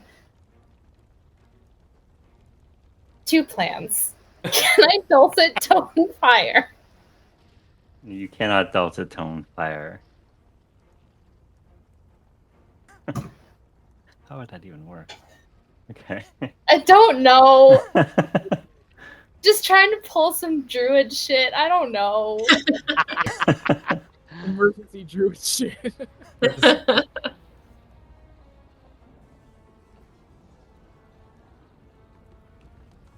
And this is all I've got.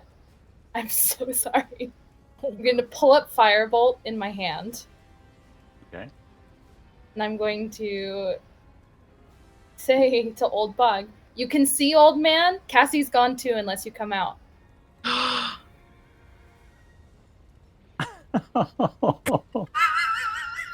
Oh my god. Holy shit. Okay. Like, is that something you? All right. Can I insight that? This is definitely an insight thing. I'm fucking shook right now. All right. Anything else from Enid then? That's it. I'm just you holding this whole. Okay. Firebolt. Crazy. Pookie is going to run in and try and grab Old Bog. Yeah, that's Kind of right. weave its way around you. Go, my boy. Slap him in the And- butt. Slap him on the butt, did you say? It gets that far. Oops. Right there. That's enough to get to Old Bog. Hold on, one more. And as soon as he goes in, he catches fire.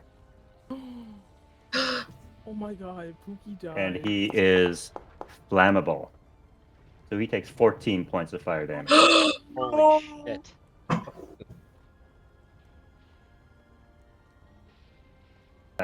I need Old Bog. Make an athletics check for me, please.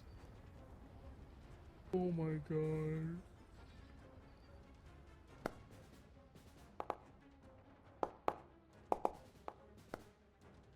Cannot grab you. So he'll stay in the fire and try and grab you next round. Oh my god, no!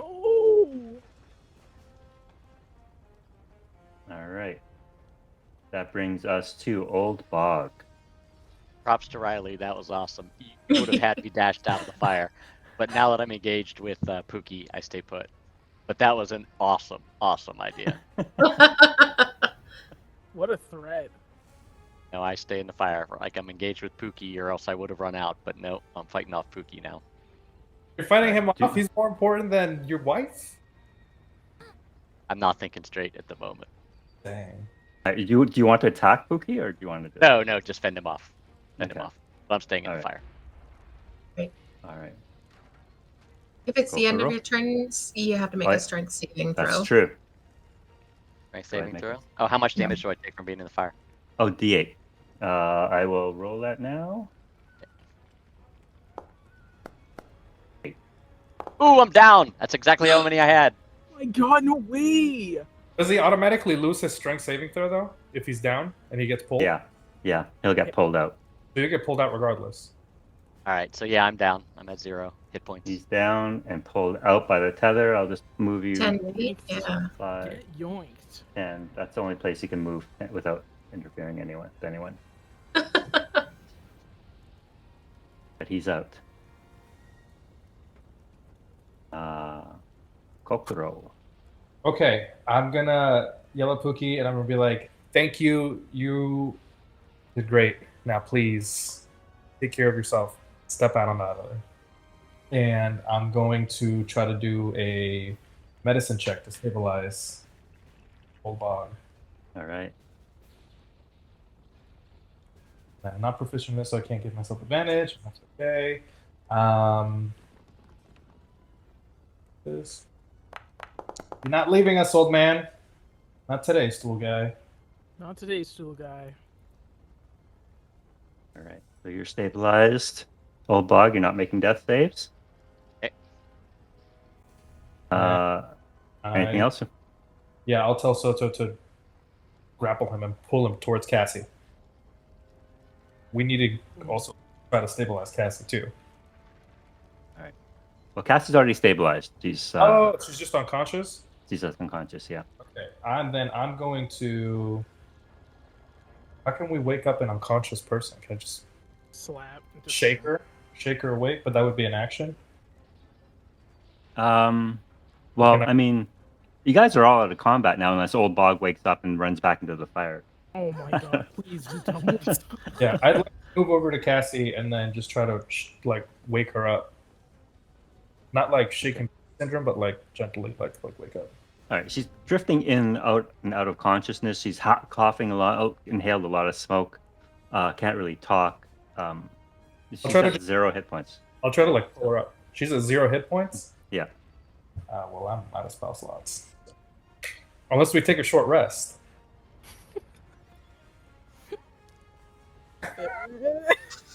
If we take a short rest, I can help a lot of people. Just saying. All right. Yeah, I'll just grab her and try to like pull her up to just make sure she's okay. Okay. I'm gonna end combat here, unless anyone else wants to run into the fire. And you can drop your lightning tether too, right? Yeah, I'm gonna leave myself like nailed to the tree with the lightning tether up until I see for like, I mean, it only lasts for a minute and we're out of combat now, so I'm gonna leave it just until I know Old Bog isn't gonna just start running back in. Okay. Worst case scenario, he just gets dragged a little closer to me in the meantime. All right. So end combat. What you do see is Pookie spends next turn. He'll take some more damage here. Please roll low. Yes. 4 points of damage. He moves in further into the building. What? What?